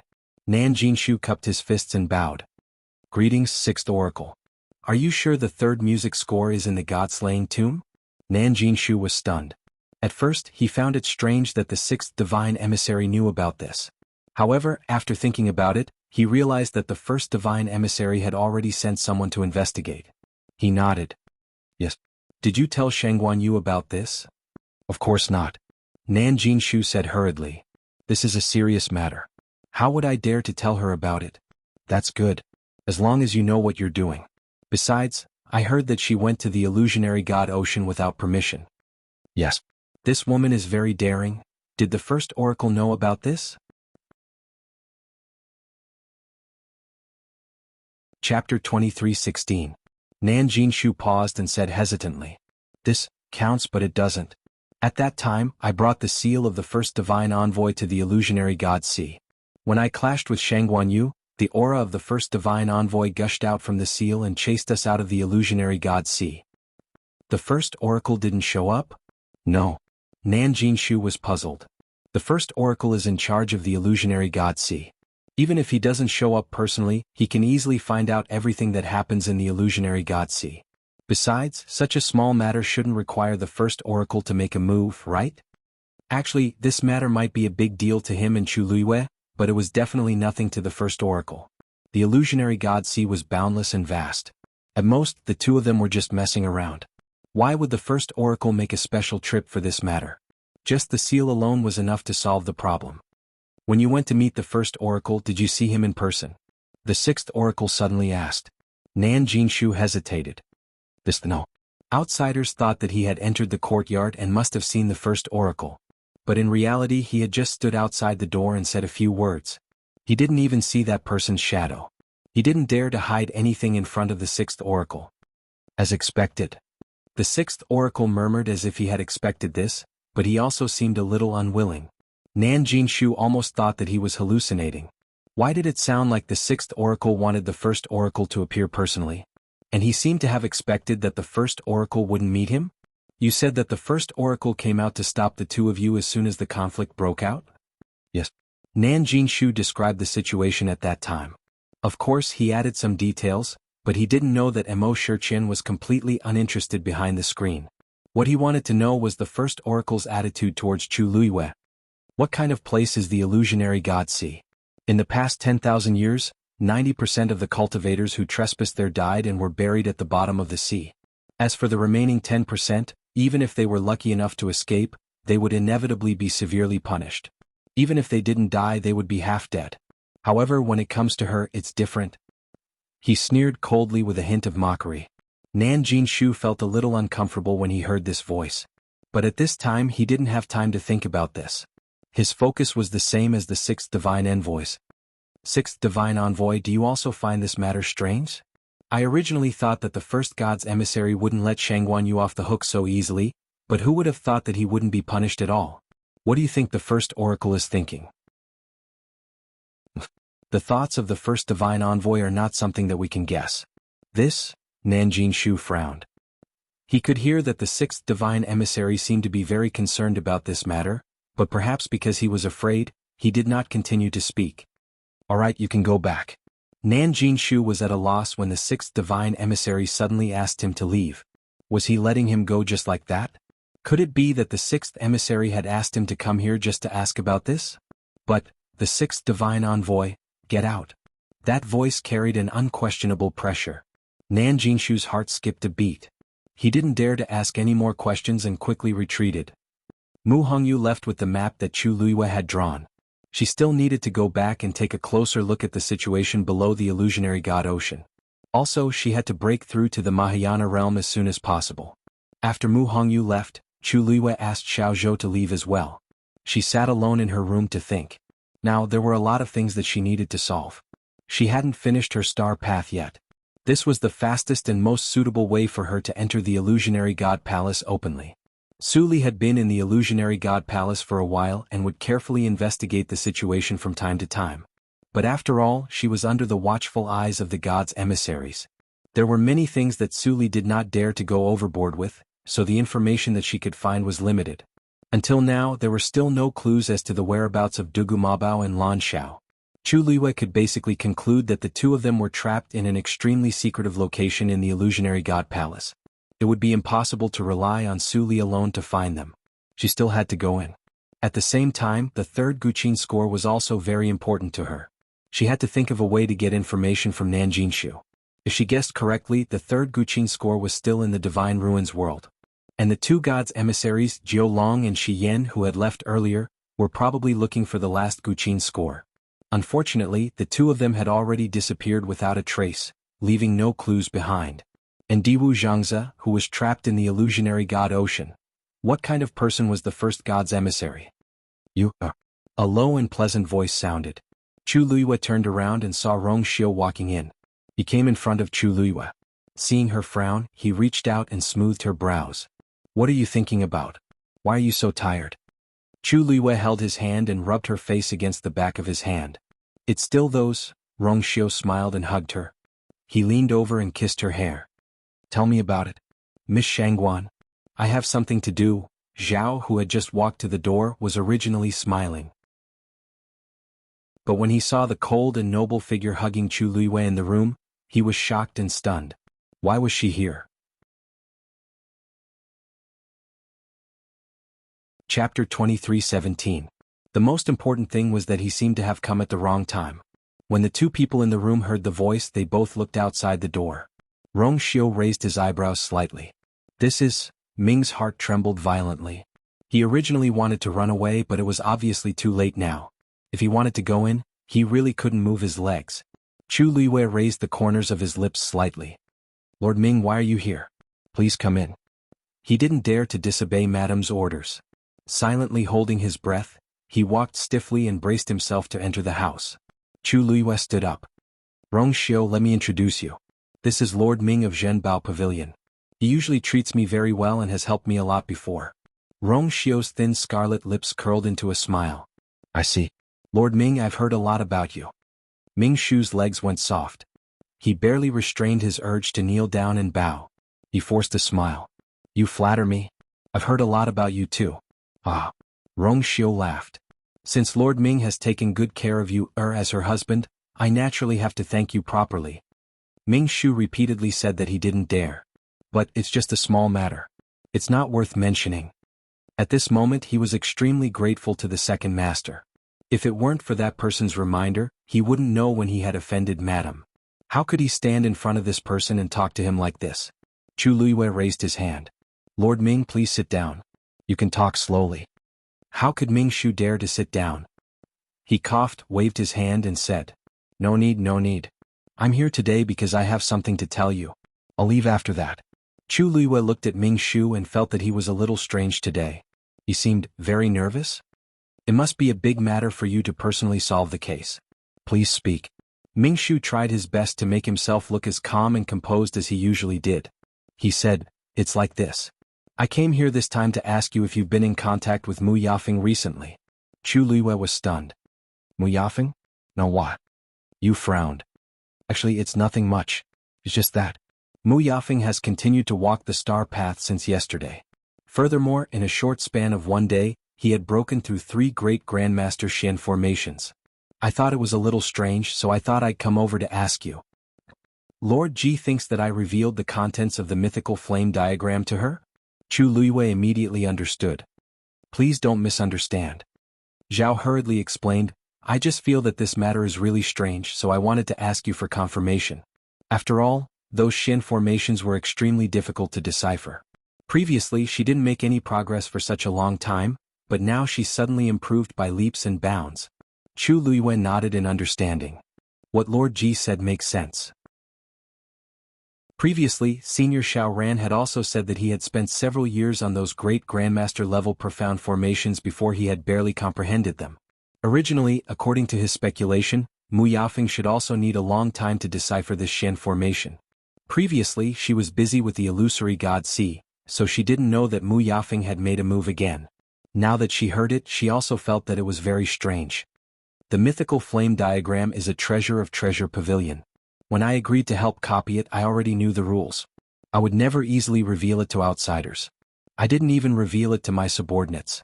Lord Mingshu, you can rest assured about this. Yu hurriedly said, "Of course I believe in your character. I have no intention of doubting you." Heavens! He was really just curious, so he came over to ask. Who knew that he would bump into this person? Wasn't this suspecting that there was something wrong with Madame? Even if he was given 10 more guts, he wouldn't dare to do this. If he had known that this person was here, he would never have stepped into this courtyard. Chu Luiyue smiled. I know that Lord Yu has no ill intentions. Actually, it's not just you.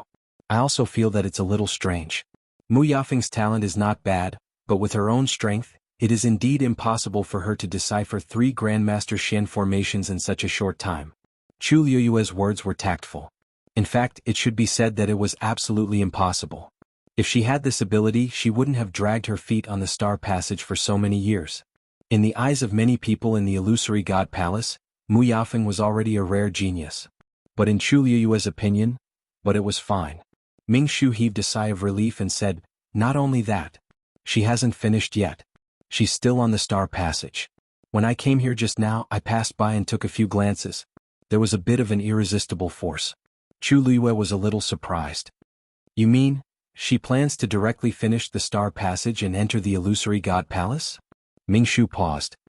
It's hard to say, but if her performance is still like this, then, it might really work. Chu Luiyue frowned slightly. In fact, she didn't care much about Mu Yafeng. But this matter was really strange. Otherwise, she wouldn't have made a special trip. I'm here today mainly to talk about this matter. It's up to you how you think. Ming Shu said. Chu Luiyue nodded. Thank you for reminding me, Lord Yu. Ming Shu waved his hand. Then, if there's nothing else, I'll leave first. There are still some things to deal with in the Treasure Pavilion. Hearing this, Chu Luiyue didn't ask him to stay. I'll send you off. No need, no need. I took the liberty to disturb the two of you. I'll leave now. How dare he really let the two of them send him off? As he spoke, he walked outside. Take care, Lord Yu. Rong Xiu said lightly. Ming Shu staggered, but a figure suddenly appeared in front of him. He steadied himself and looked up. Suddenly, the corner of his eyes twitched. Yen Qing stood with his sword in his arms. There was no expression on his handsome and cold face. He just looked at him quietly. Yu quickly swallowed the rest of his words, nodded slightly, and hurried away. For some reason, his footsteps became faster. Almost in the blink of an eye, he had already opened the gate of the courtyard and slipped away. In such a hurry. Chu Luiyue looked at Yu's back and muttered in a low voice. The person he just mentioned, is she the one who asked you for the mythical flame diagram? Rong Xiu tilted his head and asked. Chu Luiyue nodded thoughtfully. That's her. However, based on my understanding of her, she shouldn't be able to do such a thing. Even if she went back to cultivate in seclusion for a while, she shouldn't have advanced by leaps and bounds. The 7th Oracle values her very much. I don't know if she went to consult him. Rong Xiu raised his eyebrows slightly and said lightly. The 7th Oracle really doesn't have good taste. Chapter 23:18. His tone was light and indifferent, extremely natural. Chu Luiyue glanced at him, wrinkled her nose and smiled. There aren't many people who dare to say that the 7th Divine Emissary has no foresight. The Divine Emissaries had a very high status in the Illusory God Palace. Many people would be extra careful when talking about them, let alone such a straightforward judgment. Rong Xiu bent his finger and lightly scratched her nose. Am I wrong? He's a Xian master himself. It's impossible that he can't see my Yuer's talent. Chu Luiyue shrugged and sighed. Isn't it because you don't have a bloodline totem?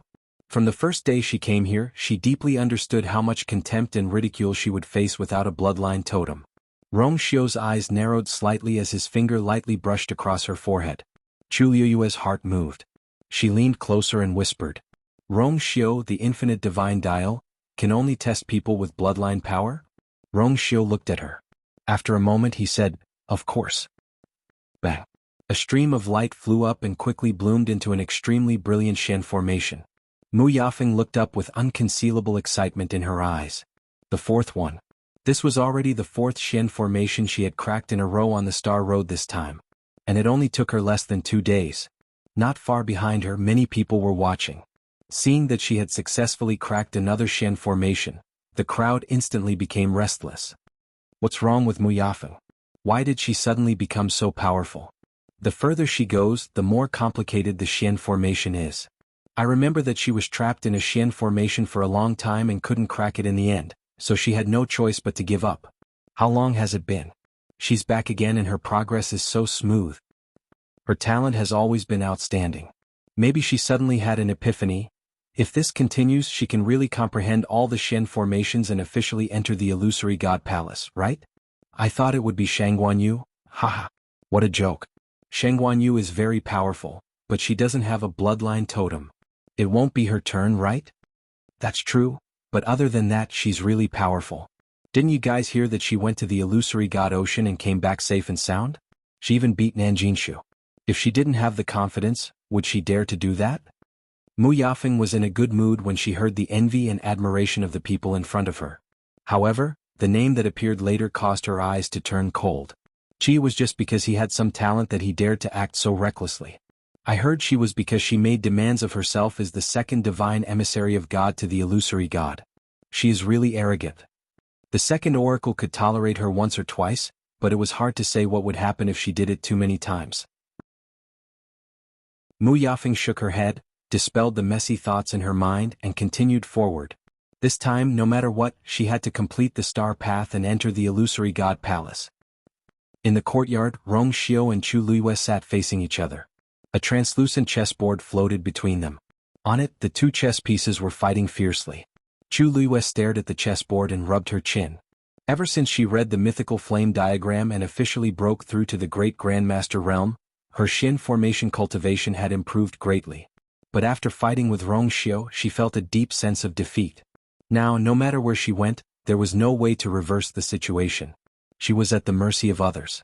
Master, there. Go there. An anxious voice came from behind her. Chu Luiyue looked back helplessly. Little Hachi, how many times have I told you not to speak while watching the game? Can't you just paint your nails in peace? Little Hachi pursed her red lips and waved her hand. How can I be at ease when Master can't win? Look, it's all messed up. Chu Luiyue. Are you complaining that your master is not good enough? Little Hachi narrowed her eyes and quickly smiled. Of course not. I'm doing this for your own good. Look, you've played with His Highness for so many years but you've only won a few times. Chu Luiyue, I remember this clearly. I really don't need you to remind me. She raised her chin. You want me to go there? Little Hachi's eyes lit up. Yes. Then watch carefully. Swoosh. Chu Luiyue flicked her finger, and a piece condensed from divine power flew out and landed on the spot Little Hachi pointed out. Rong Xiao's eyes were calm as he placed a piece. It was as if a sword had slashed down and completely sealed Chu Luiyue's last path. Chu Luiyue spread her hands. Did you see it clearly? If we do as you say, it will only make your master die faster. Little Hachi shrank her neck guiltily. Ahem, master, I haven't been learning for long. Of course, I can't compare with you and His Highness. I promise I won't say anything next time. Chu Luiyue said. You said the same thing last time and the time before that. Little Hachi pursed her lips and made a sewing gesture. Chu Luiyue gently knocked her forehead. You won't remember it anyway. She was used to it. Little Hachi's eyes were filled with tears. She really wanted to help her master win. At this moment, Shijing walked in from outside. Chu Luiyue was a little surprised. Shijing, where did you go? She didn't see Shijing after returning from the illusionary god sea. Roy bowed to them one by one before explaining. Master, I went to the Thunder Pool. Chu Luiyue was slightly stunned.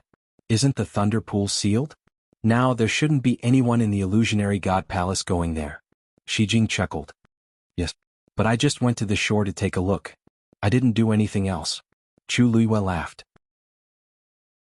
All the Tianlei in the Thunder Pool have been frozen. What's there to see? Shijing said. Nothing. Master, there are a lot of Tianlei in the Thunder Pool. The second oracle and the others only sealed the upper layer, but the lower ones are still fine. Chu Luiyue frowned slightly. Oh, how do you know? This matter was extremely confidential and hidden. Ordinary people definitely wouldn't be able to guess. Shi Jing paused. Just guessed. The Tianlei power below is still wandering around. If you stand close and take a closer look, you can see it. Chu Luiyue looked at him meaningfully. Shi Jing. Sigh. You. Chu Luiyue was about to speak when Sun Yi suddenly pushed open the door and came out. Master. Seeing that his expression was different from before, Chu Luiyue knew that something must have happened, so she immediately asked, "What's wrong?" Sun Yi came to her. Qi Han sent a message saying that they met Jiu Long and Shi Yan in the god-slaying tomb. What? Chu Luiyue was shocked and stood up. Because she was too shocked, she didn't notice that Sun Yi didn't call the two oracles but directly called them by their names. Chapter 23:19. God-slaying tomb? What are they doing there? Chu Luiyue had thought of many places, but she had never thought of the god-slaying tomb. A thought suddenly flashed through her mind. Could it be that the last Guqin score was in the god-slaying tomb? But that couldn't be right. Back then she had finally gotten the second Guqin score from Senior Jing in the god-slaying tomb. The third one was there, how could he not know? Her brows were tightly knitted together. Rongxiu asked, "Did you just get the news?" Sun Yi nodded. He could contact everyone in the 13U. After getting the news, he immediately came to Chu Luiyue.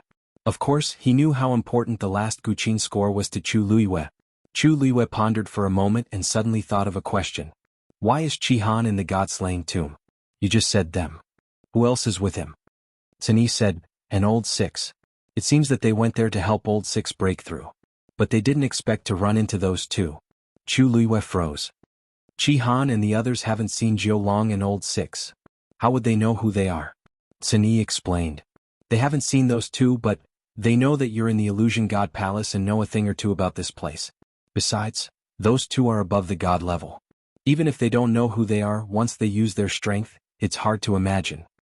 That's true. This made sense. Rongxiu's eyes fell on Chu Luiyue. What's your plan, you are? Chu Luiyue was silent for a long time before she finally took a deep breath. To the god-slaying tomb.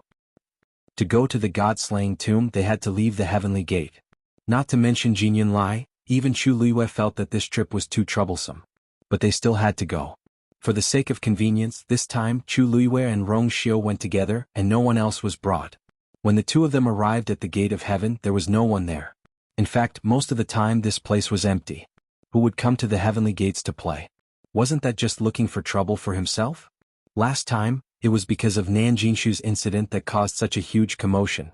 However, now that Nan Jinshu had returned to the palace of the illusory god and was staying there obediently, there was no need to mention the others. Looking at the barrier in front of him, Chu Luiyue didn't hesitate. He raised his hand and pressed it. Buzz, a ripple spread out. Chu Luiyue turned around and looked at Rongxiu. The seventh divine envoy is in charge of the gate of heaven. If there is any movement here, he will immediately rush over. You didn't see him last time, so you can meet him this time. Rongxiu smiled. Sure. The palace of the illusory god. Jinyan Lai sensed the familiar aura at the gate of heaven. His forehead twitched violently and with a crack, he broke the brush in his hand. It's her again.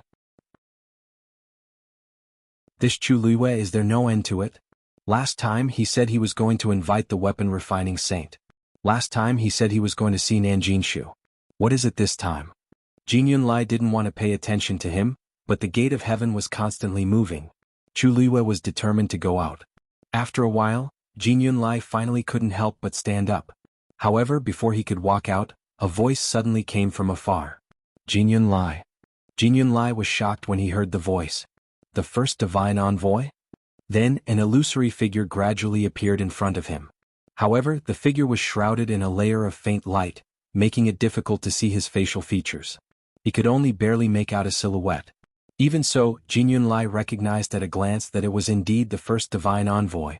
He took a quick glance and immediately looked away. He bowed his head and said respectfully, "Greetings, first divine envoy.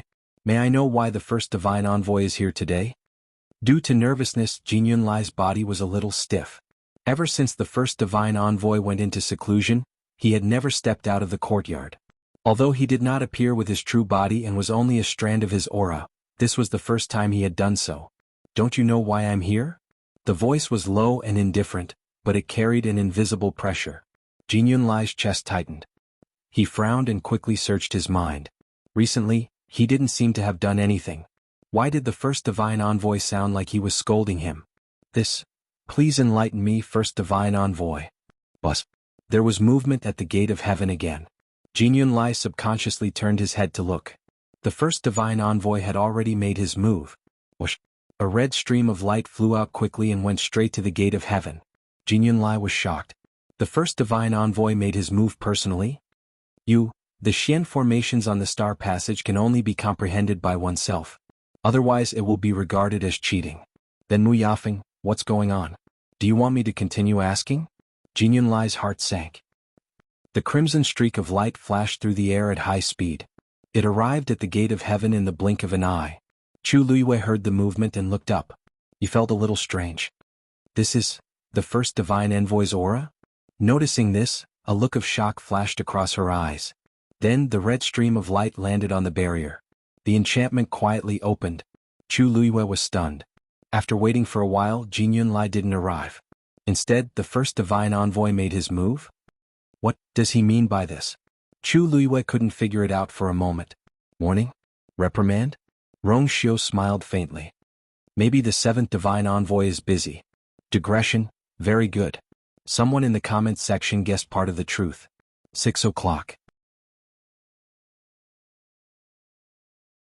Chapter 23:20. When Jin Yunlai did not show up, Chu Luiyue did not pay much attention to it. However, when the first god emissary suddenly made a move, she was very surprised. Could it be that he finally decided to come out of seclusion? But something like opening the gate of heaven, it seemed that no matter what, it was not his turn to do it.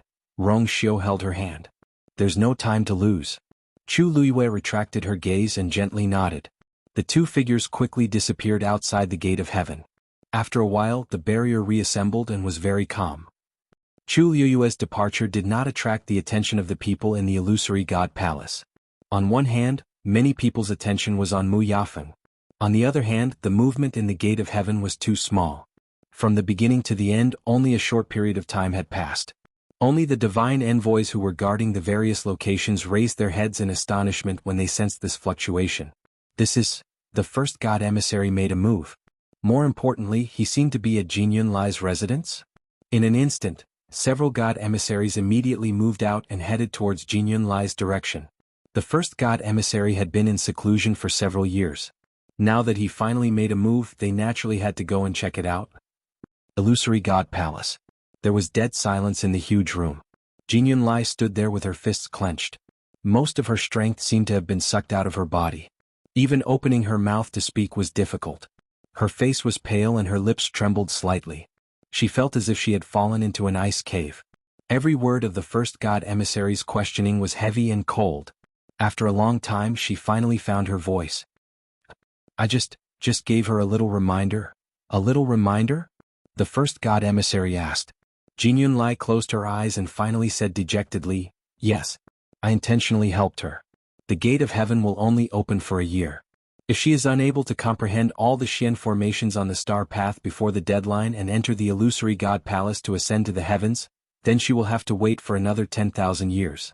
A few months have already passed and she is still trapped in those Xian formations. I just feel that her talent is not bad. It is a pity to wait so long. Who in the illusory god palace didn't wait like this? The first oracle let out a rare laugh as if he had heard a joke. Xiao Ran has already been stuck in the last few profound formations for 30,000 years, but I don't see you helping him. Jin Yunlai could hear the dissatisfaction in the first oracle's words. But Xiao Ran was Xiao Ran after all, and Mu Yafeng was different. First divine envoy, ever since I took control of the star path, no one has successfully walked through the star path and entered the illusory shrine. This period of time was truly too long. Many mystic cultivators had already lost their confidence, and fewer people were even trying. If this continues, that's because they don't have the qualifications to enter the illusory god palace. Back then, didn't you successfully complete the star path and even become the seventh divine envoy? Jin Yunlai looked troubled. But back then it was because Jin Yunlai felt a chill in her heart when she sensed a cold gaze on her. She immediately swallowed the rest of her words. After a long while he said, This is Yunlai's fault. Yunlai will accept any punishment given by the first oracle. But there are some things that I have to say. Mu Yafeng is the most talented mystic cultivator in the illusory god palace in the past 10,000 years. If even she can't do it, then there's no need to talk about the others. If I have to choose to help someone ascend to the heavens and become a god, I will still choose her. You also understand the situation of the profound formations on the star path. The further you go, the more difficult it is. If you don't have enough talent and strength, even if someone gives you pointers, it's still useless. I admit that I helped Mu Yafeng, but she was able to succeed because of her own reasons. Besides, strictly speaking, I did give her some pointers, which may not even be as detailed as the annotations on the mythical flame diagram. If Shangguan Yu can read the mythical flame diagram, why can't Mu Yafeng? In the beginning he actually didn't have this idea. On one hand, it was because he thought highly of Mu Yafeng and always felt that these problems weren't difficult for her. On the other hand, he didn't have such plans before. But as time passed, the development of the situation gradually deviated from his expectations. On Mu Yafeng's side, she was unable to crack the profound formation and was trapped in one place for a long time without any intention of continuing. On the other hand, Chu Luiyue continuously advanced with the help of the mythical flame diagram and successfully stepped into the area of the Grandmaster's profound formation. If this continued, Chu Luiyue might really surpass Mu Yafeng. That wasn't the result that Jin Yunlai wanted to see. Because she didn't have a bloodline totem, Jin Yunlai was biased against Chu Luiyue from the beginning and always felt that she would leave the illusory god palace soon. Who knew that not only did she not leave, but she also caused a lot of trouble and became the focus of the illusory god palace. If she really took the lead, not only would Mu Yafeng be unhappy, but Jin Yunlai would also feel like she was slapped in the face. Even if Chu Luiyue couldn't ascend to the heavens and become a god, as long as she performed better than Mu Yafeng, it was inevitable that everyone would talk about her. And Jin Yunlai, who was in charge of the star path, would naturally be implicated. What would happen in the end? Everyone would see that Mu Yafeng, who he had always thought highly of, was actually not that outstanding at all. Instead, it was Chu Luiyue, who had been despised and ridiculed from the beginning, who easily crushed her in all aspects. Thinking of this scene, Jin Yunlai felt that it was hard to accept. So when Mu Yafeng came to beg him, he thought about it again and agreed. And her performance did not disappoint him. He thought that everything would go smoothly, but who knew that this matter would alarm the first divine emissary? The first divine emissary listened quietly for a long time before asking, "Are you done?" Jin Yunlai let out a long breath. "I'm done. It seems that you still think that you did nothing wrong." The first divine emissary's voice was faint with a trace of indifference. "Jin Yunlai, I always thought that you were very smart, but now it seems that you are ridiculously stupid. Until now, can't you see that Zhen Bao Pavilion took the initiative to give the mythical flame diagram to Shangguan Yu?" Jin Yunlai was shocked and suddenly looked up. "What? Zhen Bao Pavilion giving it to Shangguan Yu and you helping Mu Yafeng don't seem to be the same nature, right?" You're tuning in to the Han Li's Wuxia Chronicles YouTube channel. We're so grateful for your support and don't forget to subscribe to join us on this incredible journey through captivating stories. Your generosity through donations truly makes a world of difference, as it's the primary source of revenue that allows me to expand and enhance this channel for you. Thank you from the bottom of my heart for being a part of this adventure.